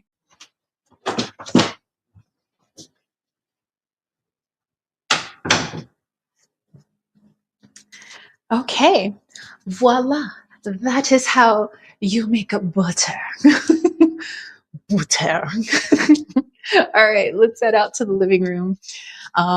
During that whole time making butter, we have exhausted the Vader. Elvador has checked out. And before we head out to the living room, oops, sorry about that. The last of my plants that need to be hardened off are almost ready. So I have 5 different types of tomatoes to meet my other Roma and beefsteak tomatoes that are out there. And I have some mystery Thai eggplants and peppers and whatnot hardening off right now. And after the live chat, I will bring them back indoors because they're not ready for like a whole 24 hours yet, but almost. Okay, honey.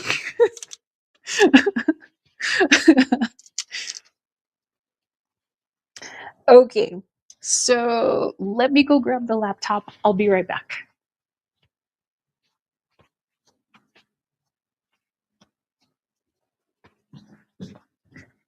Are you exhausted, Vader? Are you a sleepy puppy?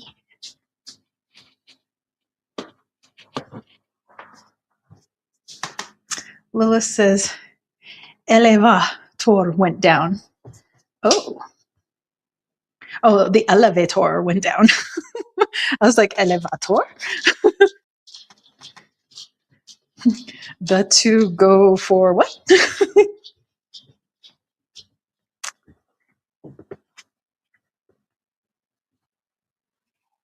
Okie dokie. Okay. We've made it. We are here. All right. I'm so happy we got to make some butter. That was fabulous. Okay. I'm going to light our little candle.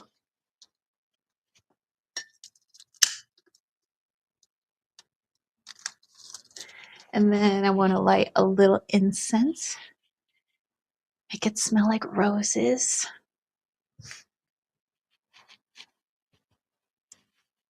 I have really big incense cones.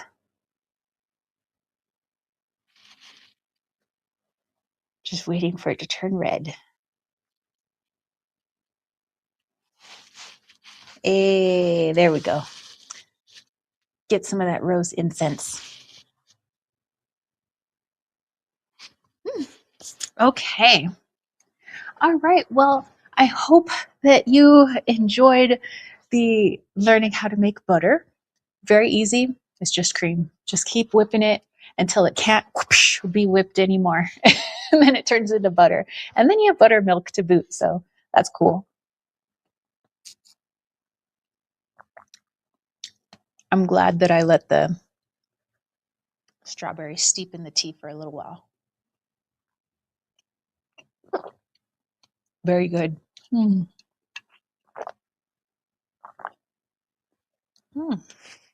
That's a tasty beverage. Like I said, I know it looks like mud, but it's very good. Okay. So before we continue, I do want to say thank you to everybody who hangs out during the live chats. I love you guys. Like, I have so much fun with you on Sundays. Thank you for coming in and, having fun conversation, listening to our shenanigans, listening to my immature 13-year-old brain. And, for sharing the knowledge, being a wildling, basically. And thank you to all the subscribers, all the moderators, everybody who wields the wrench of destiny, all my YouTube members like Costalini, who have a very cool wolf head next to their name, and Jonathan Cleese and Nancy from Macron's Intuition, and all of my patrons. You know who you are: Linda and Adrian and Casey Gritter, Brandy, Brian, Lily, Crystal Easy Does It, Dana, and Ashley. So thank you. Okay, so the herb that I would like to talk about before we dive into our questions with like crazy dreams and whatever questions you may have. Let's see, Lilith is, but also elevador. Yes, that's almost how babies are made too. Almost. And Costolini says, Kerrygold has their eyes on you. Oh, I know. Kerrygold's like, you say you made butter, eh? Don't be cutting into our profits. Actually, that's what was in the fridge was Kerrygold. Shapeshifter says yes, but not approaching a cow for milk. In India, cows give you the most judgmental look. They're like, really? Where are you going to put your hands? Where, I'm sorry, my personal bubble. Moo, move. Okay. So the nut, which comes from a plant, which is an herb, but this is not an herb because it's a nut. But anyway, it's betel nut. So I know that it is popular in certain countries like India. And betel nut in its like a spiritual sense, how it's been used spiritually is for spiritual connection, and they like it for blessings and luck. But for the most part, it's from what I've heard, because I have not used it in this form, so I can only give you hearsay, what I've heard. But some people have said that betel nut, when wrapped in its own leaf, which gives you like this kind of reddish saliva, I guess it makes you look like you're bleeding from the mouth, but it gives you like this very like serene, just like chilled out. So kind of like what Mary Jane does for a lot of people, just like calms them down, just bring it down a notch. Some people use betel nut for that, to just like calm down. Same way some people might use kava, but they don't all feel the same, but it's for a very similar effect, which is to just calm yourself down. Or as I tell Vader, calm all your titties, So anyway, let's see. Lilith says, I tried to do that on dudes. They gave me the same type of look. The shapeshifter's laughing. This is betel nuts are offerings in Puja, especially where I live. Cool. So there you go. The more you know. All right. So I'm just going to read what I know from Encyclopedia of Herbal Medicine. But of course, if you are knowledgeable on the betel nut, then please do share in the comment section in our chat. But these are some dried betel nuts that I got when I was in California. There was this wonderful shop. If you ever find yourself in Idlewild, it's called the Hidden Grotto. And the person running the shop, her name is Erin. Ha, I remember. Erin, high five. Probably will not be seeing my channel, but if you do, hello, high five. And thank you for all of your herbal knowledge and your wonderful, beautiful store. She just like wall-to-wall herbs. It's like how I envision one day having a room of just herbs, like an apothecary room, just like all manner of like medicines and herbs and things that I can use to just help, salves and whatnot. That's literally what her shop looks like. But these are dried betel nuts, obviously sliced, just like that. But they're very cool design. I mean, I can even see doing art with these. I know that they have a medicinal purpose, but I can see using it in art. I can even see using it as inspiration in like watercolor, because isn't it like stepping through the portal? Stepping through the betel nut portal. I mean, that's super cool. Okay, so anyway, betel nut. Let's read on it. Shapeshifter says, yes, it's a stimulant. Betel nuts and leaves also consumed in Taiwan. The raw ones will make you dizzy, though. Good to know. Okay, so here's what this book has to say on the betel, and that's what the leaves look like. Okay, so it says, description, slender climbing vine growing to 16 feet, heart-shaped leaves, tiny yellow-green flowers, and small spherical fruit. That would be these guys. Betel is native to Malaysia and southern India. It is widely cultivated in much of southern Asia, East Africa, and Madagascar, and the Caribbean. The leaves are gathered throughout the year and dried for extracts or to use whole. The parts that are used are the leaves, root, and fruit. Betel leaves contain up to 1% volatile oil, including cadonine, chavicol, chavibetal, and cineol. As with many other volatile oils, the percentages are variable. Malaysian samples have shown to contain up to 69% chavibetal. Wow. Okay, history and folklore. Betel leaves wrapped around areca nut, that's this nut, the betel nut, and lime are known to have been chewed in India and Southeast Asia for several thousand years. Betel leaves are described in the, I hope I don't kill it, Mahavasama, the most ancient Sri Lankan text. Chewing quickly produces a red-stained saliva and does not, despite what is commonly thought, lead to blackened teeth. However, long-term use of the betel leaves and areca nut is considered to increase the incidence of cancer of the mouth and tongue. Well, too much of a good thing, right? Medicinal actions and uses. Betel leaves are chiefly used as a gentle stimulant since they apparently induce a mild sensation of well-being. They also affect the digestive system, stimulating salivary secretions, relieving flatulence, and preventing worm infestations. In many Asian traditions, including Ayurvedic medicine, betel leaves are thought to have aphrodisiac and nerve tonic properties. In Chinese herbal medicine, betel root, leaves, and fruit are sometimes used as a mild tonic and stomach-settling herb. The root has been used with black pepper or jequirity to produce sterility in women. Caution, the observed increase in the occurrence of oral cancers in regular users makes it unwise to chew betel, or don't chew it 24/7, basically, not all day, every day.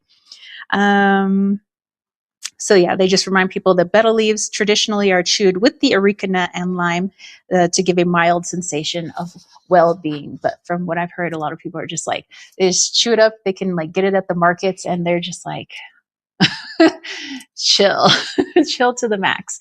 But yeah, I would see like the leaf, they would take the nut and like put it inside the leaf and then wrap it up almost like a little burrito, I guess, and just like put that in and just chew, chew, chew. And then they would spit out the red saliva, but some would swallow a little bit and then spit out the rest. And I don't know, it looks interesting. I'm still figuring out different uses that I want to use this. But yeah, so do continue to share your knowledge with the betel nut. But I thought that was interesting. And I actually, of all my other herbal books, there was nothing else on the betel. Of course, I could have gone online and looked for more stuff, but I figured a lot of you guys come from some of those different places that I mentioned. Excuse me. And so I would like you to share, because that's what this channel is all about. Okay, let's see. Okay, so let me close this up. So there we go. A little bit about the betel nut. If you would like to dive into our Q&A section, all I ask is that you do whatever you feel comfortable in donating with super chats, super stickers, or some people don't like to go through YouTube, because I totally understand YouTube and their greediness. So some people like to donate through Venmo or Cash App or PayPal. It's all up to you, but those links are there, and I believe there is also a little link that you could screenshot on the screen if you wanted to use PayPal instead. But yeah, there you go. So if you wanted to share your dreams, so like I said, my dream had Ryan Reynolds as our basically gopher, like go find my KitchenAid mixing bowl. Because I was like on this treasure hunt to find my mixing bowl, and I was so angry that he had lost it. And it was in this warehouse. I don't know why I'm in a warehouse, or why my KitchenAid was in a warehouse, or why everybody kept putting these cheap plastic bowls where my beautiful glass bowl should have been. I don't know, the weirdest dream.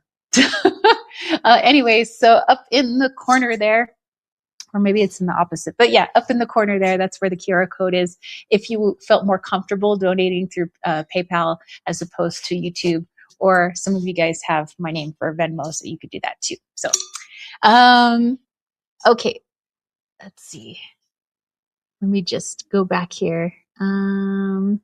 All right. So Costalini sent a Venmo. Hey, thank you. All right. So he has a dream. And Lil says, I kept hearing modus operandi multiple times yesterday, once for 5 minutes straight. I didn't even know what it meant, but what's up with this? All right, so Lilith, we'll take a look at your question after we take a look at Costalini's dream. I'm sure it's going to be a good one. So let's see. Why am I drinking water? I have tea. I'm like so used to grabbing my water bottle. Bottoms up.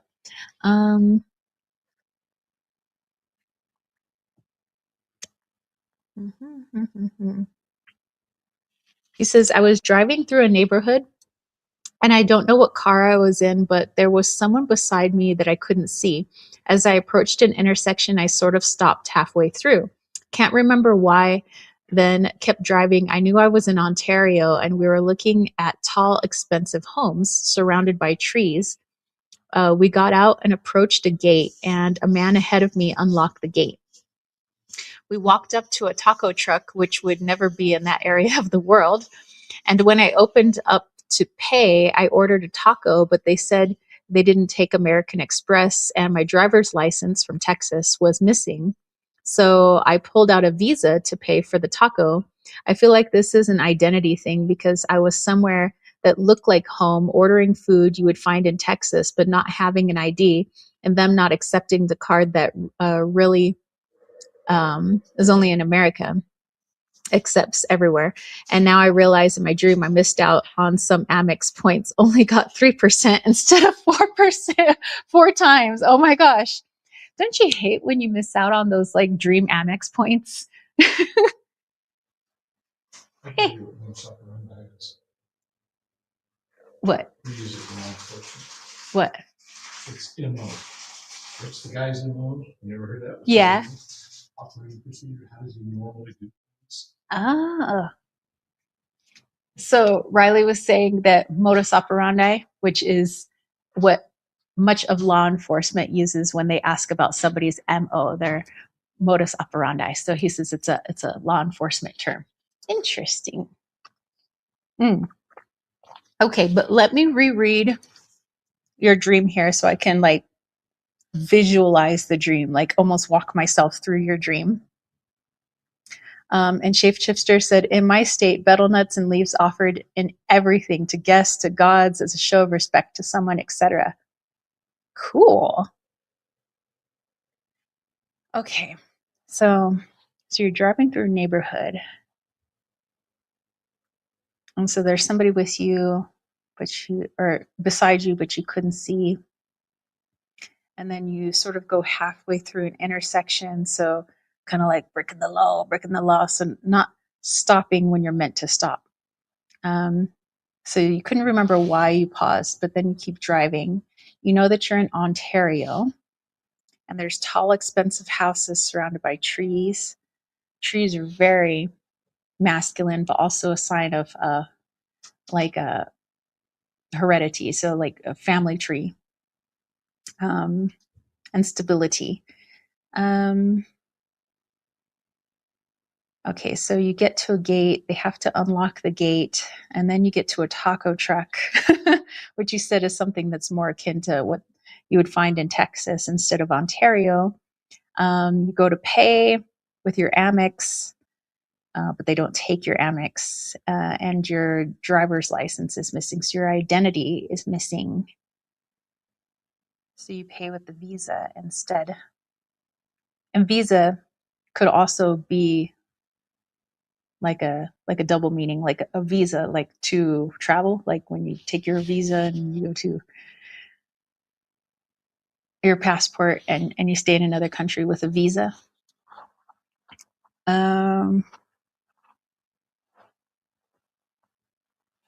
Okay, and then Costalini says it was sort of rainy, not like a thunderstorm. Well, we had thunder and we had some rain today. Very much needed rain. It says, okay, so it was dreary. Oh, and I paid on one of those fucking iPads with the tipping screens, if that matters. Right. And it was a gold Visa card, like a golden Visa. Oh, almost like the golden ticket in Charlie and the Chocolate Factory. Okay, so let me Let me just put this together in my brain real quick. Okay.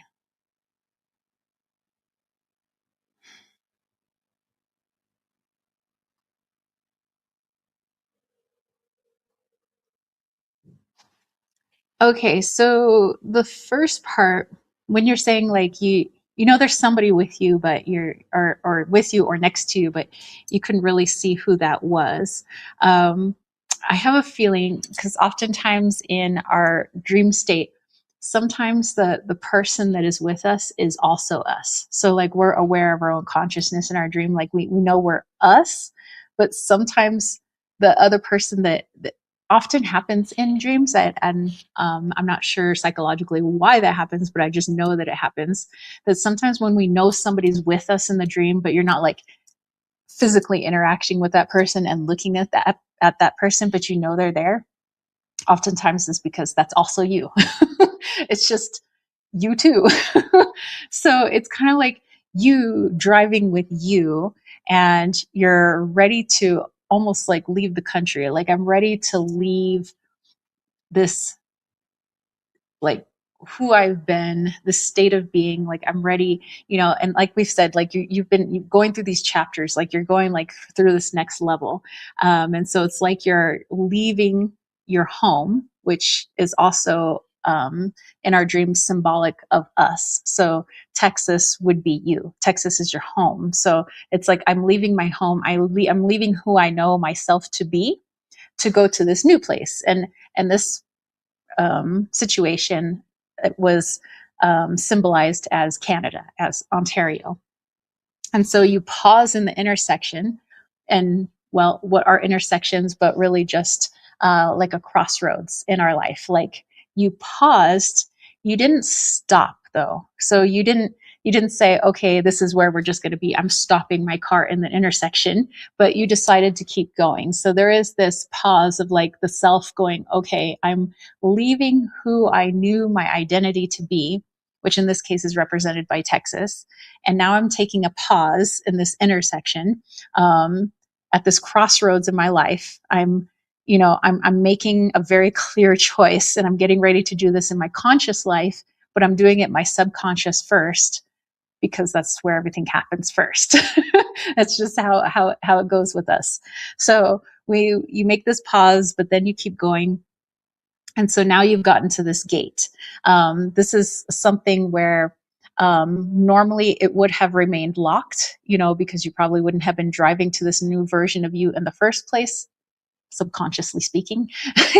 But the gate doesn't remain locked. Somebody's there to open up the gate so that you are ready for this new version of you, this new identity, so to speak. Doesn't mean that you're a different person, that you're not Costalini anymore. You're just an evolved version of yourself. Just like I'm still the Tara that was, that 5-year old, that baby, that 12-year old, like that's still me, but I'm not exactly the same person. Like I can't go back to being that 12-year-old version of me or 5-year-old version of me.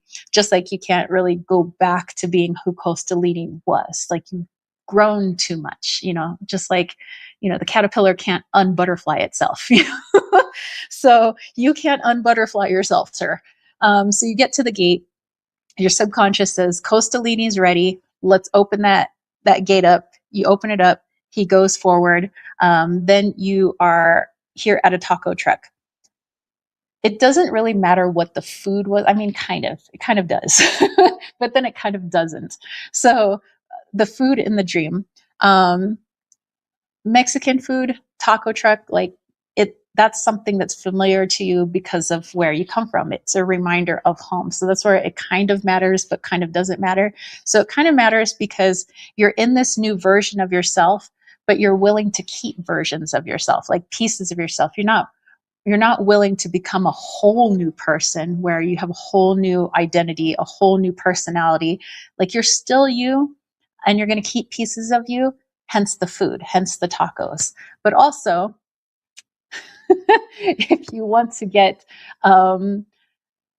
like in a sexual expression, a taco is representative of the female. So you're ready to embrace that version of yourself. while also keeping the old versions of yourself, because now you're realizing, just because I am understanding my feminine and my masculine, hence the tall trees in the dream and the big expensive houses, like that's how you see yourself. You are the big expensive house. So you realize that you are worthy of moving forward in this dream, in this version of you in reality, in 3D. I'm still willing to move forward because I am worth it. I am a big expensive house. Like, heck yeah. And I'm stoic. I stand with these big tall trees. I understand where I came from, but also I'm willing to accept this new part, which is eating the taco, this new part. But it doesn't mean that that erases everything that I was. I can pick and choose the pieces of myself that I keep and the parts that I'm willing to let go, that you're going to leave behind in Texas in your dream and move forward into Ontario in your dream. Let's see. And then you were talking about the cards. Okay, so the American Express. So you're talking about your American Express. So America. So you are American. So you're looking at your identity, and they're saying we don't accept that here. So this isn't to say that you're not American anymore, or that you're going to give up your citizenship or anything, but it's an identity. Being American is an identity. Being from Texas is an identity. Being a male is an identity. It's, all of these things are our identity. And there's everything wrapped up in these identities. And so they're saying, hey, this identity of yours, it can fluctuate. You get to choose who you want to be. So that's why you take out your visa. Although visa is a double meaning for like going into someplace new. Like, I take my visa, I'm going to try out something new. So I don't think you're fully ready to just embrace a new version of yourself. You're still trying to figure out like what pieces you want to keep and what pieces you're willing to let go in this new chapter. So that's why you are on a visa right now. You're in this new country. You're just on a visa, although in your dream it was like a Visa credit card. And it's gold because you're gold. You are the tall house. You are the gold. This is you. And then let's see, you were saying that your driver's license was missing, and I think that you're on point with saying that that's leaving the identity behind. The driver's license is a fixed identity. It says your height, your weight, your date of birth, when it expires, where you live. It's got your picture on it. It's got all sorts of things on it. But in your dream, you're saying, hey, it doesn't need to be fixed. I can morph and change how I want. And I can take a visa with me that has really no identity attached to it. Unlike the American Express, which American is an identity, I can pick and choose what I want to keep in this new adventure. And I'm going to have a taco in the process because I'm choosing to bring that with me in this new adventure. I'm choosing to fully embrace this softer version of myself, the feminine version of myself. But I realize that doesn't mean letting go of all of the masculine version of myself, hence the tall trees. All right, that was an awesome dream. Let's see, let's go back here. And then it being rainy and things like that. Rain is attached to emotions, anything with water. And oftentimes when we think of rain, rain is very cleansing. It's purifying. People are baptized in water. So this is like I'm ready to release. So hence the raininess and the dreariness.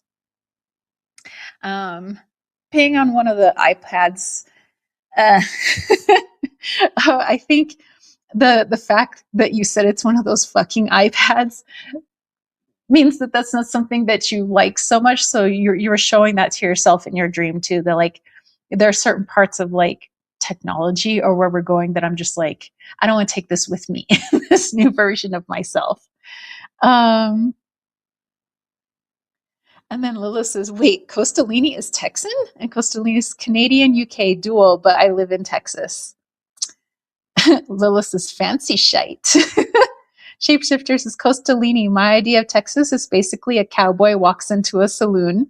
And Lilith says, yeehaw. Costolini says, I'm from Canada. Texas has been the last 4 years, just to clarify. But I'm feeling like this is who you are now. And so you're, even if it's going back to a country that you're from as well, or that you have dual citizenship with, you're still picking and choosing the pieces of you that you're willing to take on this new adventure. It just so happens it's being characterized by two countries in this dream, but it has really nothing to do with those two countries. Like it does and it doesn't. Well, this is Costalini making blue yonis red. And the Costalini says, I'm pretty sure I picked carne asada. Carne asada, but it came from a taco truck. Masculine and feminine. And Shapeshifter says, the weirdest dream I remember is where I heard two words from a woman. I didn't know what those words meant or what language it was. I Googled them and it turned out to be a tribal language. That you didn't know. Interesting. I've had that happen too before. Costalini said beef curtains. Oh. Well, this is what she say? And Shapeshifter says, that was very surprising to me. I saw an event and the woman said it will be in her language, implying that this will happen in the future. And Lila said, fun. Shapeshifter says, but it's a tribal language I have no knowledge of. Yes, but also never seen anything before or after this. And Costalini said, oof, okay, that hit the spot. What parts to bring and what parts to leave? Yeah. So I've had many dreams as I go through like different stages in my life where I revisit places that I've called home before, so sometimes I'm back in Ridgecrest, which is my grandparents' place, but I spent a lot of time with them there and I spent my summers there. So I would call that home. And sometimes my dreams are in Chula Vista, in San Diego, where I would call that home. Sometimes they're in La Mesa, sometimes, so it seems like we go back to what we knew. You go back to Canada, you go back to Texas. In your waking life, those to be two places where you're from. They're two identities. So since this is all about identity and picking and choosing what you're moving on into the new chapter with, it's being used symbolically in this sense in your subconscious. So it's like, okay, I'm leaving one home, going back to an old home, but I get to change it up a little bit, So I'm leaving this identity of being Canadian or American or this or that, or I'm, I get to choose what I want to be, and that it's okay. It doesn't mean that I lose in a bad sense. Like I'm not losing all the good things and all the things I learned in being in Texas. I'm not losing all the things I learned being in Canada. I'm not losing what it means to be a male. And, I'm not losing my understanding of female by being a male. I'm picking and choosing what I want to take with me. So I think that's really awesome. I love your dreams because your dreams are highly symbolic. I've noticed like some people, we have things that are very literal in our dreams, and sometimes it just takes a different form, but it tends to be pretty literal. But I love that yours are very symbolic, which is also I love that the rain or the dreariness was there, because that's actually the feminine coming in to express itself in your understanding of self. Like that's just so cool. Costalini said, so cool. Thank you for interpreting that. You're very welcome. Thank you for always letting me dive into your dreams. I love doing that. Dream interpretation, like I said, has been like my thing since I was very young, and my nana had these like dream interpretation books. And as soon as I could start reading, I tried reading those. I read a lot of adult books as a child, and I was just like, ooh, like I had a dream of a butterfly. Ooh, I dreamt of a bird. What does that mean? And I don't know. I just find it awesome. And Lilith said, funky. All the places I previously lived in are a merged place I return to often in the dreamscape. Does that mean I'm integrating all versions of myself? Yes. Inception. Okay, so Lilith, I want to go back to your question. You were talking about hearing modus operandi multiple times yesterday, once for 5 minutes straight. Didn't know what it meant, but okay. So, well, now it means like somebody's MO, their modus operandi, their method of operation, like how their method to their madness, basically. So often used in law enforcement, or like Shapeshifter had said, sometimes talking about serial killers, their MO, not always serial killers, but yes, I get it. And you said that it was like for 5 minutes straight. Well, in number speak, there are cultures that believe the number 5 to mean speed and quickness. So that's interesting. And hearing the modus operandi multiple times almost suggests to me, because oftentimes the creator is always speaking to us, and our soul is always speaking to us as well. That it's almost like asking you, what is your modus operandi? If a law enforcement officer were like studying you, like, what is your method of operation? What is the method to your madness, basically? What do you do on a daily basis, and what for? Like, why? What is the reason behind it? So like, you might say, well, I eat breakfast in the morning because I'm hungry. Well, we could go more deep. We can go even deeper.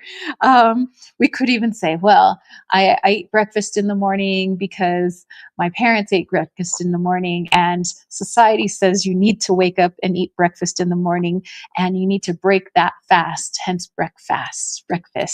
That this is needed, and so maybe I've conditioned myself to believe that this is something that you just have to do, or something that I just like to do, and I hadn't really even thought that maybe it was just actually just conditioned into me, and maybe I'm not even actually hungry in the morning, but I just eat in the morning because I'm supposed to, So I know, going off on a weird tangent, but I'm just saying this could be, creator just asking you to take a look at some of the things you do and why you do them. What's the reasoning behind it? Because if you are also in a state of change, like we all are, Costalini, you, me, Shapeshifter, everybody who's in this chat, why do we do the things we do? I might ask myself, why do I like doing my live chats? Why do I like baking so much? Why do I like gardening? Where's that coming from? And it doesn't mean that there's some awfulness underneath it all, or some weird, ulterior motive, but there's something malicious. It's just why, we just need to ask ourselves, why do I do that? And I think this is a point in time in your life. And a lot of us have had our birthdays in the past, couple of months. So we're in the why stage. Why do I do this? Why do I like baking? Well, I know why I like baking. It's because it's my form of art. So I love art. So whether I'm actually drawing, or I'm painting, or singing a song or whatever, it's art to me. For other people, it may not look like art, but it's like I get to play with goopy stuff in my hands, or like I get to put stuff together in a bowl and it becomes something. And so it's very calming to me. That's my meditation. That's my art time. So I know that's why I do it. If I were not to look deeper at it, I would say, oh, I just baked because we needed bread, or we needed butter. We actually didn't, but we needed butter, or we needed this, or we needed that. And I could just be very matter of fact about it. But if I go a little bit deeper, well, I do it because it's meditative, because it's art. It's my expression. It's how I express myself. It's how I get all that energy and that weirdness that's inside of me, and I make it come outside of me. It's that's how I show everybody this is me. Let's see. Shapeshifter says, I mostly ignore my dreams because they literally have nothing to do with anything in my waking life. I'm sure they do. It's just yours might be covered in layers and layers of like symbolism, metaphor, So it might seem like it's just all wackadoodles, as my dreams sometimes look wackadoodles. So I know that there's a reason I dreamt of my mixing bowl and Ryan Reynolds, like why it was characterized by him. I don't know, like what he even represented, this little like go-to twit. So I'm sure if I looked more deeply into it, there was meaning to that dream. And so, and I'm trying to remember to write it down because I just busted my dream journal out of one of my boxes. So I'm going to try to make an attempt to write down my dreams again so I can go back and like psychological myself. I know that's not a word, but yes, psychoanalyze myself. um, Constantly says, you don't get credit card rewards points in your dreams. I mean, we could. We could get dream points. Costa Rica says the banks are going to have to increase your interest rates for sure. Shapeshifter says Costalini. Nope, nothing to do with material life, really. I don't even try to interpret anything. I don't know how to. And Lilith says it's mind blowing as this occurred as I was making my bed, quite literally. Why do you make your bed? Where did that come from? Costalini says you just need one of those neutral links or neural links so you can dream of financing a Tesla. And Shapeshifter says Costalini, I ride on a tiger's back. Teslas are for pussies. I mean, technically you're riding on a big pussy cat. So Lilith says, here's another question. For the past week, my heels have been killing me. I haven't ever quite felt this kind of discomfort before. Thoughts? Ooh, let's dive into it. Costanolini says, we'll find a way to tax you for that. I'm sure they're going to give us a dream tax at some point. Bunch of buttholes. Hopefully Judgment Day comes before they start taxing our dreams. More stuff. Okay. Let's look at here. Since you're talking about a part of the body, I love this book for that. The Complete Dictionary of Ailments and Diseases. Let's look into your heels. Costalina says, did you know the UK has TV licenses? Wait, I know that we have I think we have licenses here, like for television and movies and stuff, but do you mean like a license to watch TV? Because that's invasive. Okay, so let's look at the feet so we can look at the heels. Okay, feet. Feet. Mm-mm-mm.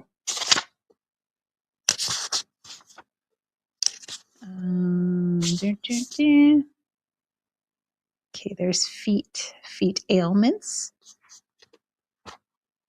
Okay, so in general, so like I said, I don't like reading everything that's in here. I tried taking the bits and pieces that actually match what you're talking about. Okay, my feet represent my contact with the earth of nourishing energy. They are connected to my relations with my mother and to my conflicts with her, which may go back to my conception. Interesting. So, your heels, is it both heels or is it the right or left? Because that could also be helpful too.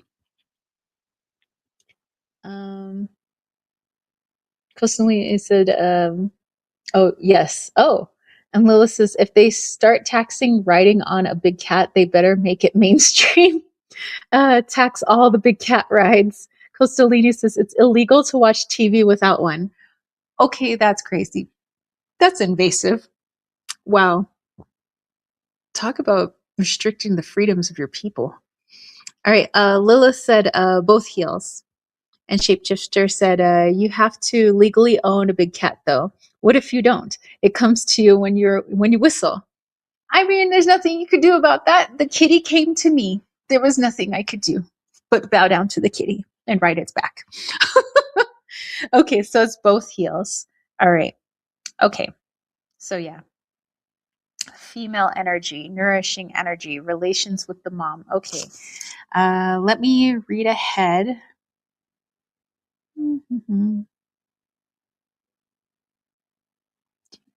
I'm trying to skip ahead to find the part, your heels of the foot.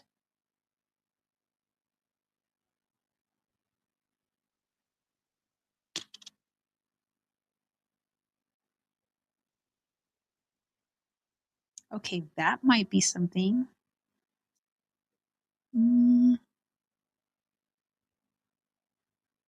No, no, no, that's not you.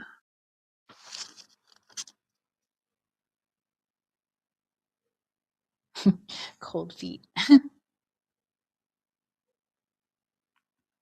Okay. All right, so let's read this part.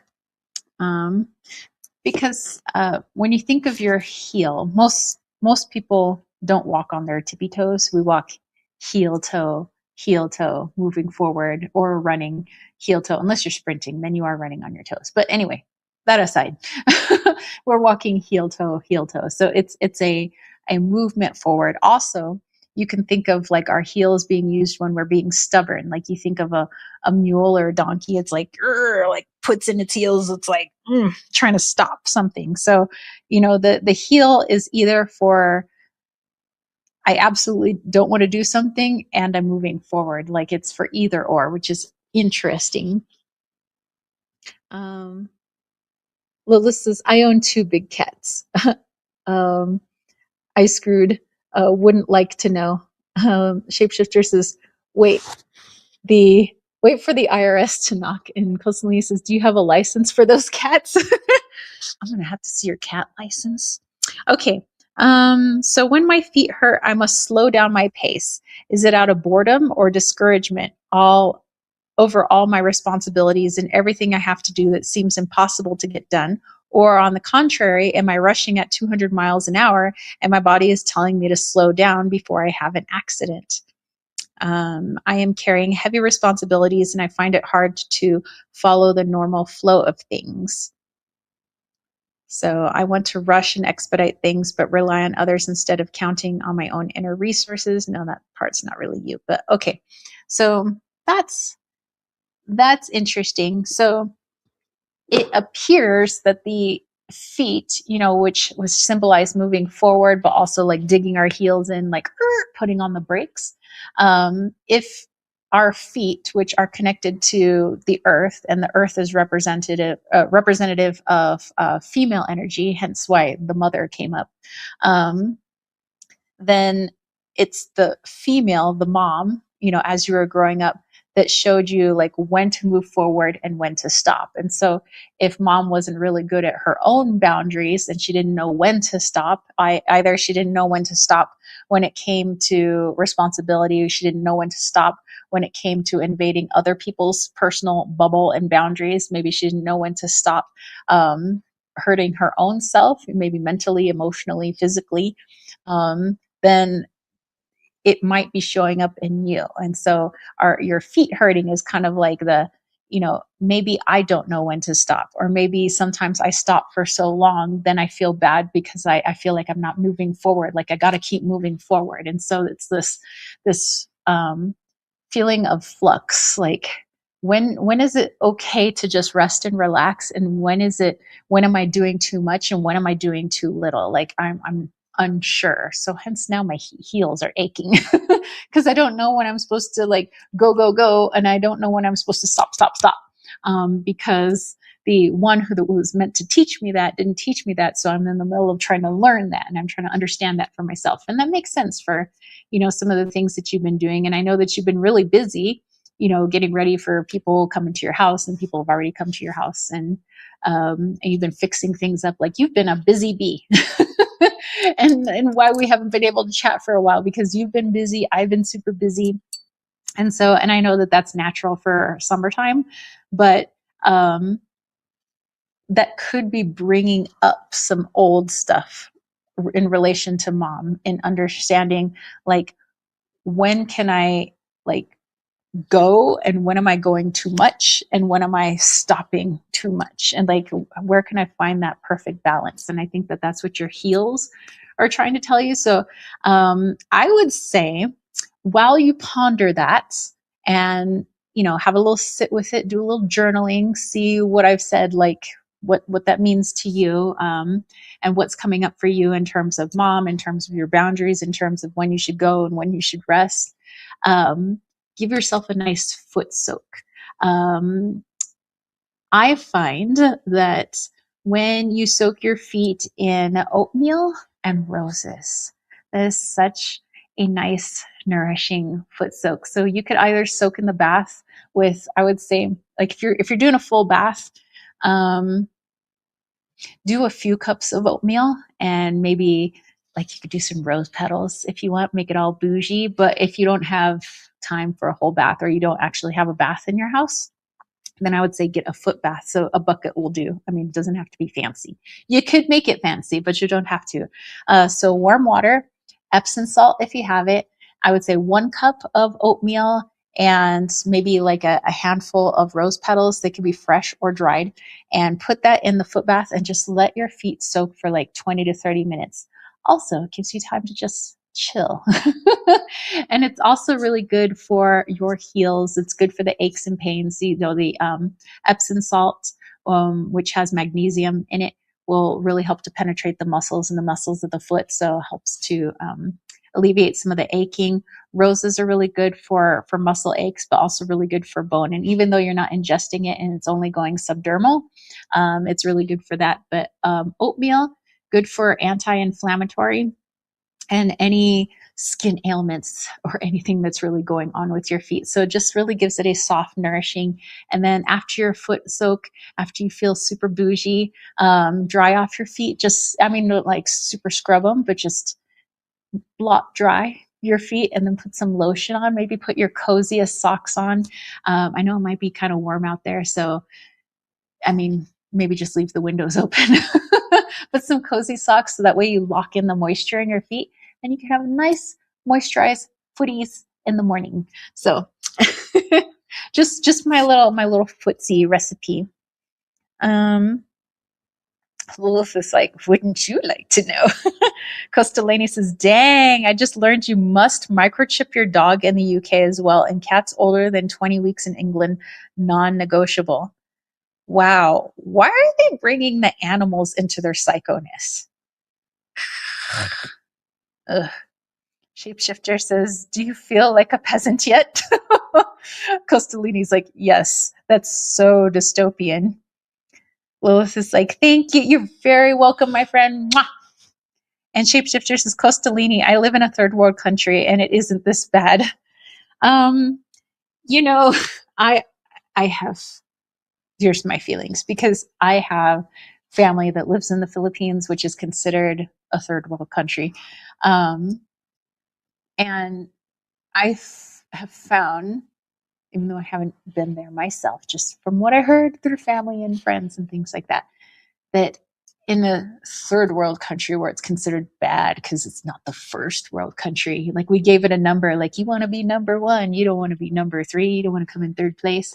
So it's like considered bad, but maybe it's a good thing, because all the structure and all of the rules and all of the things that come with that first world comfort are not implemented in a third world country. So it would appear that there are actually more freedoms, even though, ironically, the first world might look down on a third world country saying, oh, well, they don't got AI like we got AI. And how sad for them. They don't have to use TV licenses. It's like the people in the third world country are like living our best life over here, you know? Let's see. Costalini says, I felt way more free in Mexico than in the USA. And Lilith says, I wish there was a way for us to communicate during the week. These dudes are funny. Lilith, if you have Signal, we can communicate through Signal. So that way we wouldn't have to like do a whole like StreamYard chat. Because I don't really use WhatsApp because it's too hacked and too easily hackable. But Signal is less hackable. So if you have Signal, that's how I'm going to start talking to my uncle who lives in Spain now, because he was like, hey, all the Europeans are using WhatsApp. And I'm like, yeah, I know. I don't want to use it. How about Signal? So yeah, if you download the Signal app, then we could just like text each other like normals.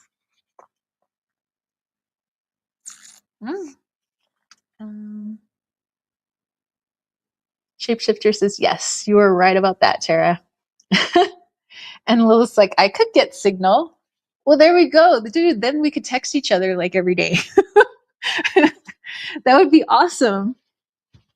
Alrighty, you guys.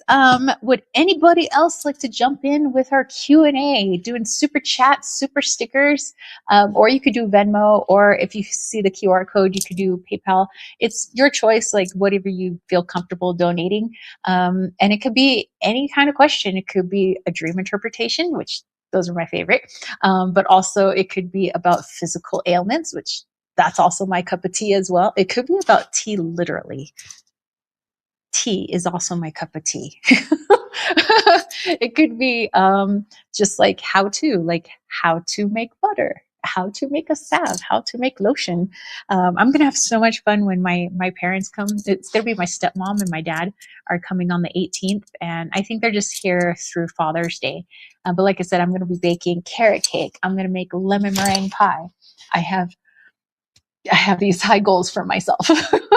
But I thought, like, for my stepmom, um, maybe like create something with her, like, because I mean, you know, everything's so expensive right now. I don't really have the cash to like go buy stuff, but I love making stuff. And it would be really cool if I could like teach her how to make something, like show her how to make a lotion bar or show her how to make like some soap or something that it's super easy. And since my dad and my stepmom are very frugal, maybe I could show them how not to spend money. Like, hey, you could make this at home. No need to go to the market. So I think it'll be funsies. I don't know if I'll do the live chat next Sunday then because my parents are going to be here. So, I mean, I think it would be cool if they were in the live chat with me, but I know that they probably wouldn't. That's not their thing. So, but yeah, so we'll play it by ear. You guys just hit that notification bell so that you get notified, like if we are having a live chat. I might try to like at least make a post on my YouTube channel page of like, hey, here's my stepmom and my dad, you know, we're having a bunch of fun. I know that we're probably going to drive around, see a bunch of stuff. Definitely going to go on a hike with them, maybe along the creek that runs along our backyard, basically. And yeah, I can't wait to like show them all the stuff. And my dad is so city boy. So it's been very hard to convince him to come up here because it's like, you're on a dirt road. I'm like, it's paved though. But yeah, so hopefully we can bring my dad's city boyness like just down a notch. My stepmom though, she was born in Montana. Like she knows all about like country life and stuff, so she like understands it all, and she thinks that it's beautiful. So I'm like, she just doesn't like trees because she came from a place where there's not a whole lot of trees in Montana, and at least her place in Montana. So maybe she will have an appreciation for all my beautiful big pine trees. But yeah, I'm excited for them to come. And then the week after that, my two best friends are coming. I'm not sure if they're bringing their sons, but we'll see. And then after that, Riley has a friend that's coming in.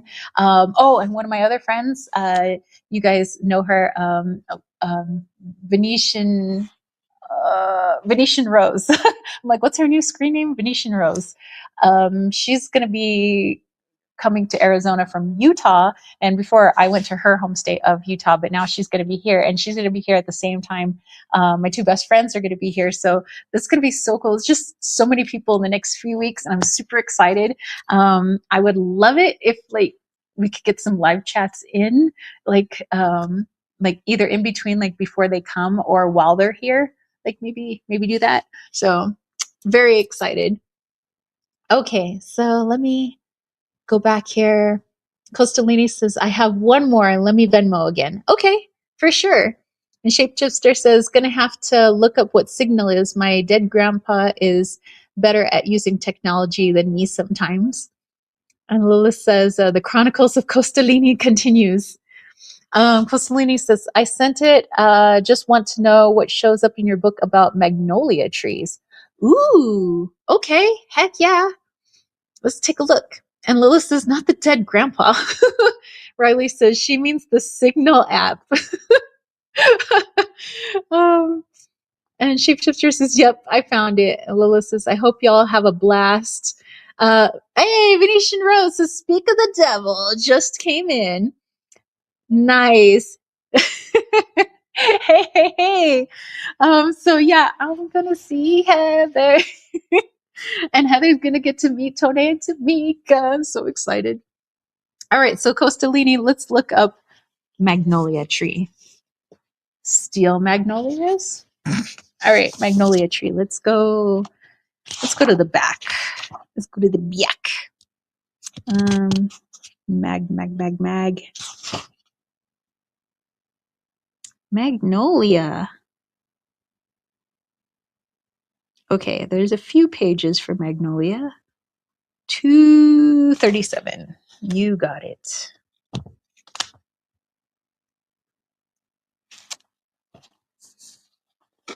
All right, magnolia tree.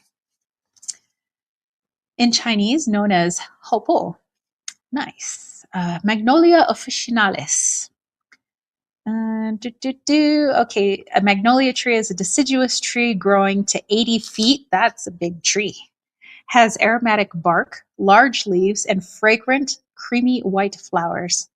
Habitat and cultivation native to China, magnolia grows wild in mountainous regions. It is now planted in many parts of the world as an ornamental tree. The bark is stripped in the spring, and the part that is mostly used is the bark.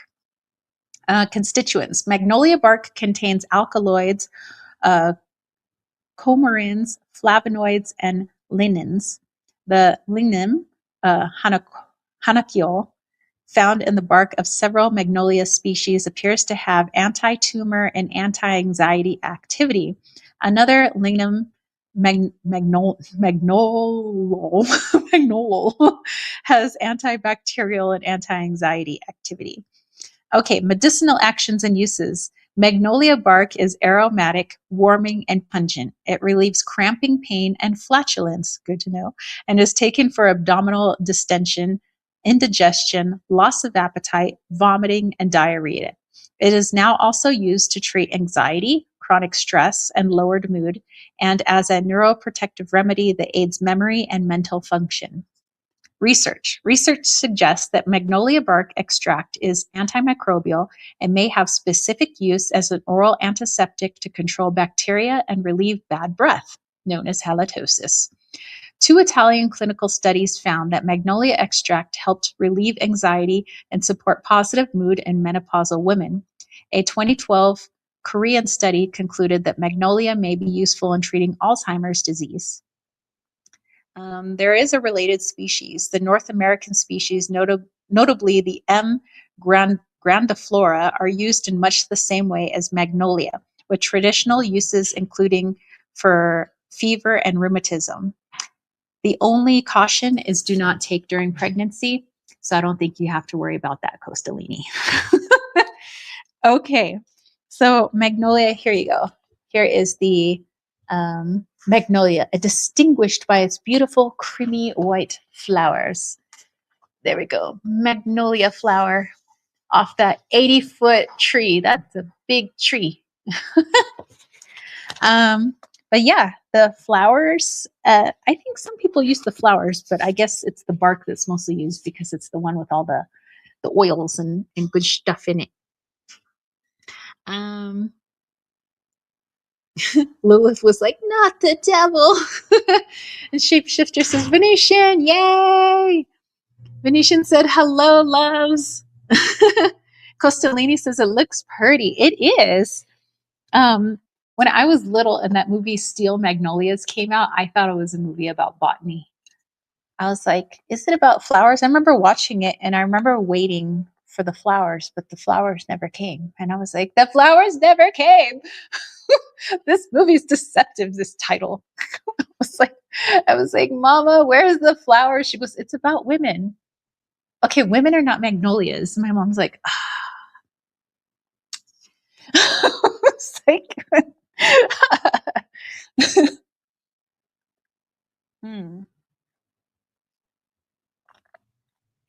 I'm sucking up some of the strawberry.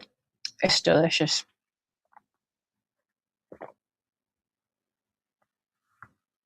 Costellini's over there laughing. Shapeshifter says, so what happens if you take it while pregnant, though? The baby is stoned forever or something? I know. I never understand. They're like, don't take while pregnant, but why? Remember we just said that we're supposed to ask ourselves why, but why? But why though? Will the child come out as a magnolia? Hmm.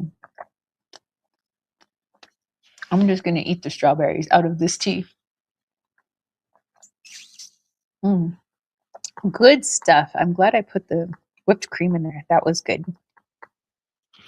I don't think it took away from too much butter.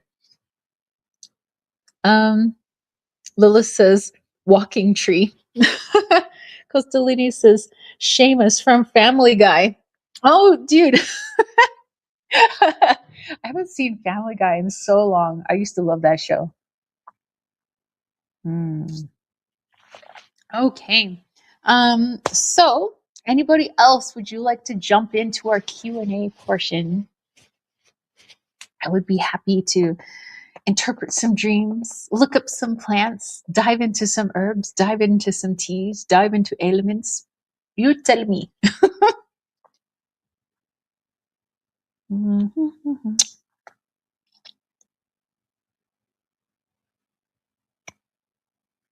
Hold on. We got a strawberry stuck in my straw. I'm like,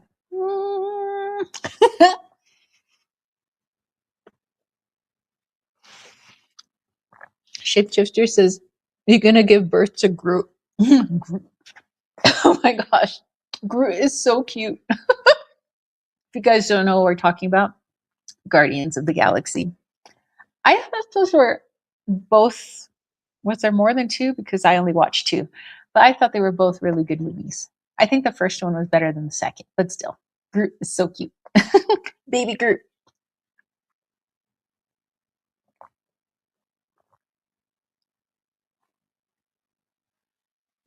Yummy.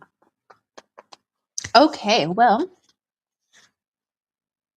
if that is all of our Q&A, we can dive on into our final segment of our live chat today, and that is our guided meditation. So we have some lovely things to look at, like betel nut and our tea.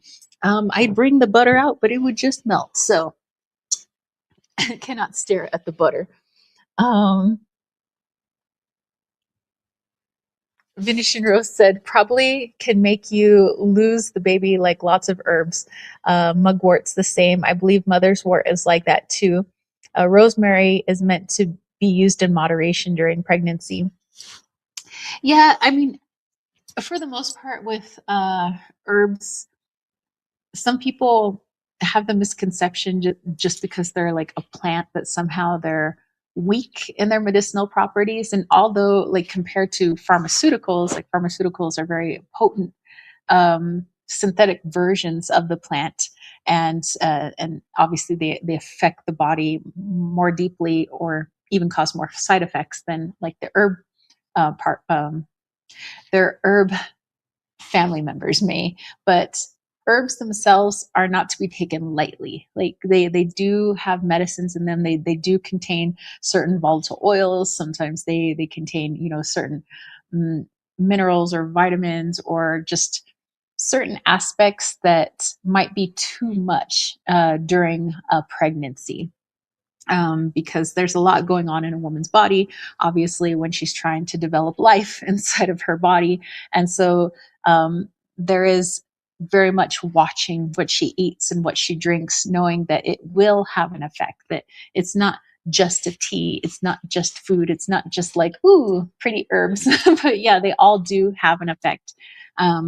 So I would say, always do your research, especially if you're pregnant or you're nursing. Like, hey, you know, this herb, which if I weren't pregnant or I weren't nursing, would just be fine for me. But on a developing child or a child that's been born, they're in a very fragile, small state.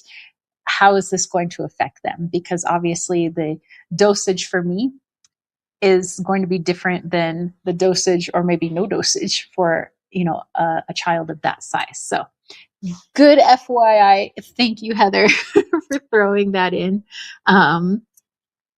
Let's see. Shapeshifter says, I think all these doctors should have ayahuasca or datura if they think plants are weak. Exactly.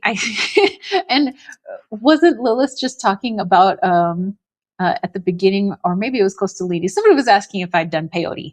And so, yeah, maybe some of these doctors, they need a little like mind expansion, get their head out of their books, literally their freaking Rockefeller books, and be like, hey, why don't you go take this little weak plant and see what happens? Why don't you go on a little trip with Mr. Peyote or Mrs. Ayahuasca? um, Lilith is like trippy. And they probably look at medicine a whole lot differently. They had to be confronted with the freaking creator during a trip, and they're like face to face with God, and they're like, and God's like, what are you doing, man? I'm sorry. Okay, let's dive into our meditation here. Let me move this out of the way. Lilith says, get their heads out of their butts. Yeah, get it out of their butt and get it into 5D. Get it into the spiritual. Okay, I'm going to bring the tripod down. Give me a moment with the noise as I mess with the legs. All right. Here we go. Let's stare at our lovely tea and some betel nuts. All right. I think I'm feeling the flute, and I'm just going to ask betel nut to help out if that herb / nut would like to help us out during this meditation. And thinking about, how betel nut is used, or the betel plant, and some of the things that Shapeshifter had said about, how it's utilized in India as, it's a gift, it's an offering, and thinking that, if some people use it in terms of helping them to feel well, like calm, even though it is a stimulate, but more stimulating a calm sense. That is a gift to yourself. And so if this is all about gifts, then perhaps during this meditation, we focus on the gifts that the creator has bestowed upon us, like this beautiful world, these animals, the plants that we use as our medicines, the elements, water and fire and air and all of these things. Just taking a look at the gifts in your life. And although it's easy for us to get caught up in all of the horrible things, that are going on in the world, because, the news likes things that are black and white and red all over, right? So they look for things that are sad and traumatic and will give you a rise emotionally, and that can be very draining.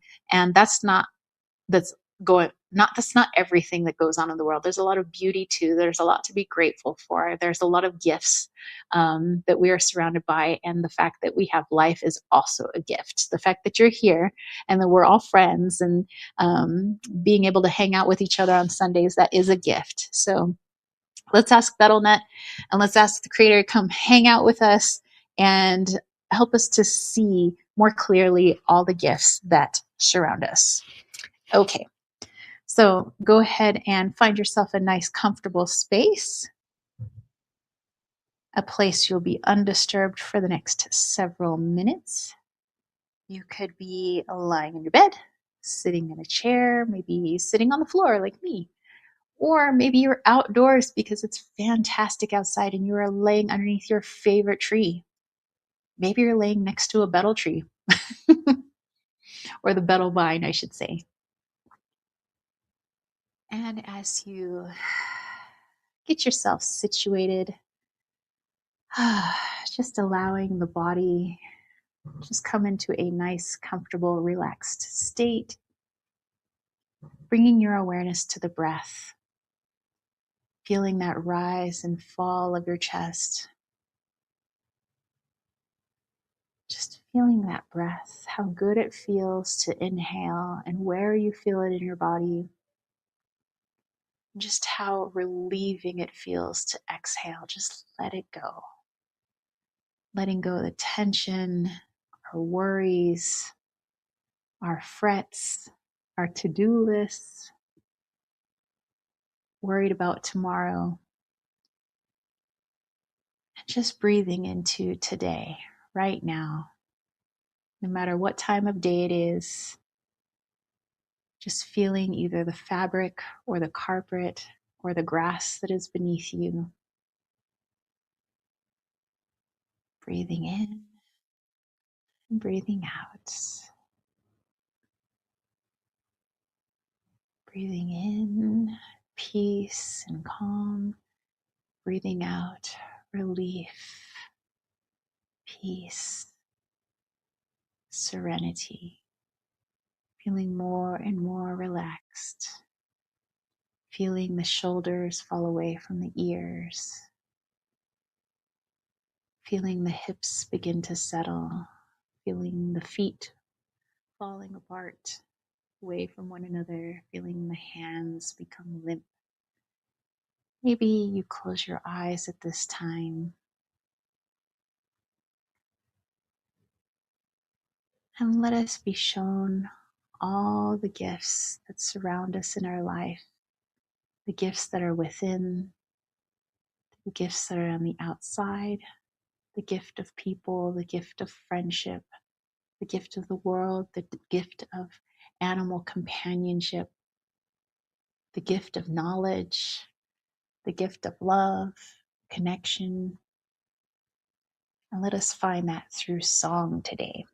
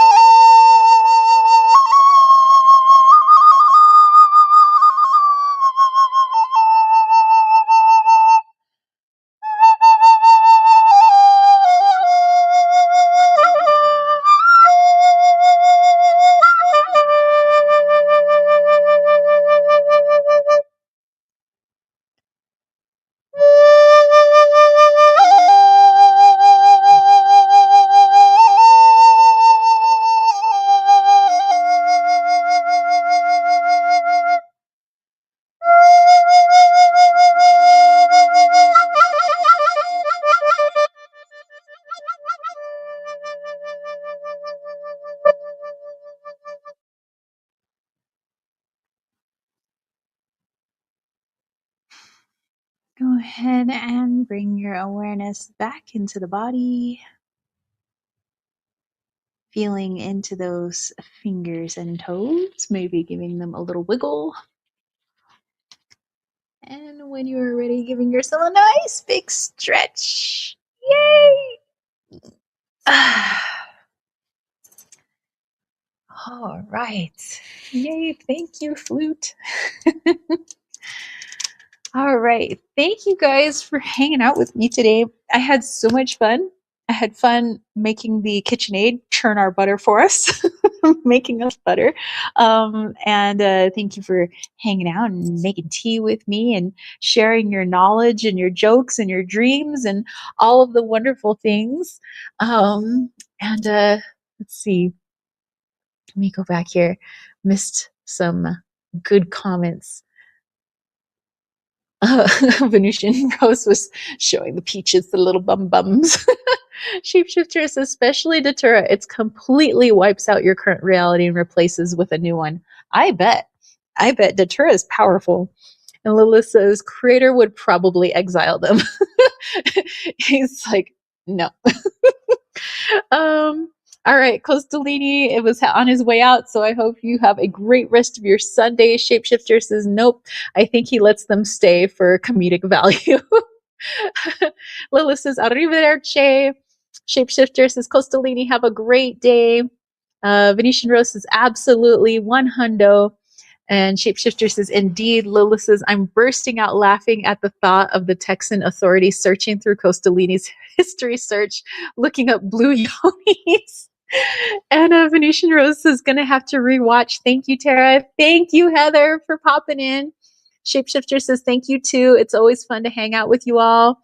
Lil said, thank you. Talk soon. And Heather says, have a beautiful one, you all. All right, you guys. Thank you. Thank you. Thank you. Love you, love you, love you to each and every one of you. I love hanging out with you guys on Sundays. Hope that you have a fabulous week. I'll try to post some pictures on the Insta and on my YouTube channel page of my stepmom, my dad, and whatever shenanigans we might find ourselves in. Hopefully, the lemon meringue and the carrot cake come out well. We shall see, because I've only had one good attempt at that lemon meringue. The first one came out lemon meringue drink, but let's see if we can get it right this time. And I've never made carrot cake before, so woo! Shapeshifter says, Lilith, good day. All right, you guys. Peace, love, and chicken grease. Stay wild, my friends. Peace out. Bye.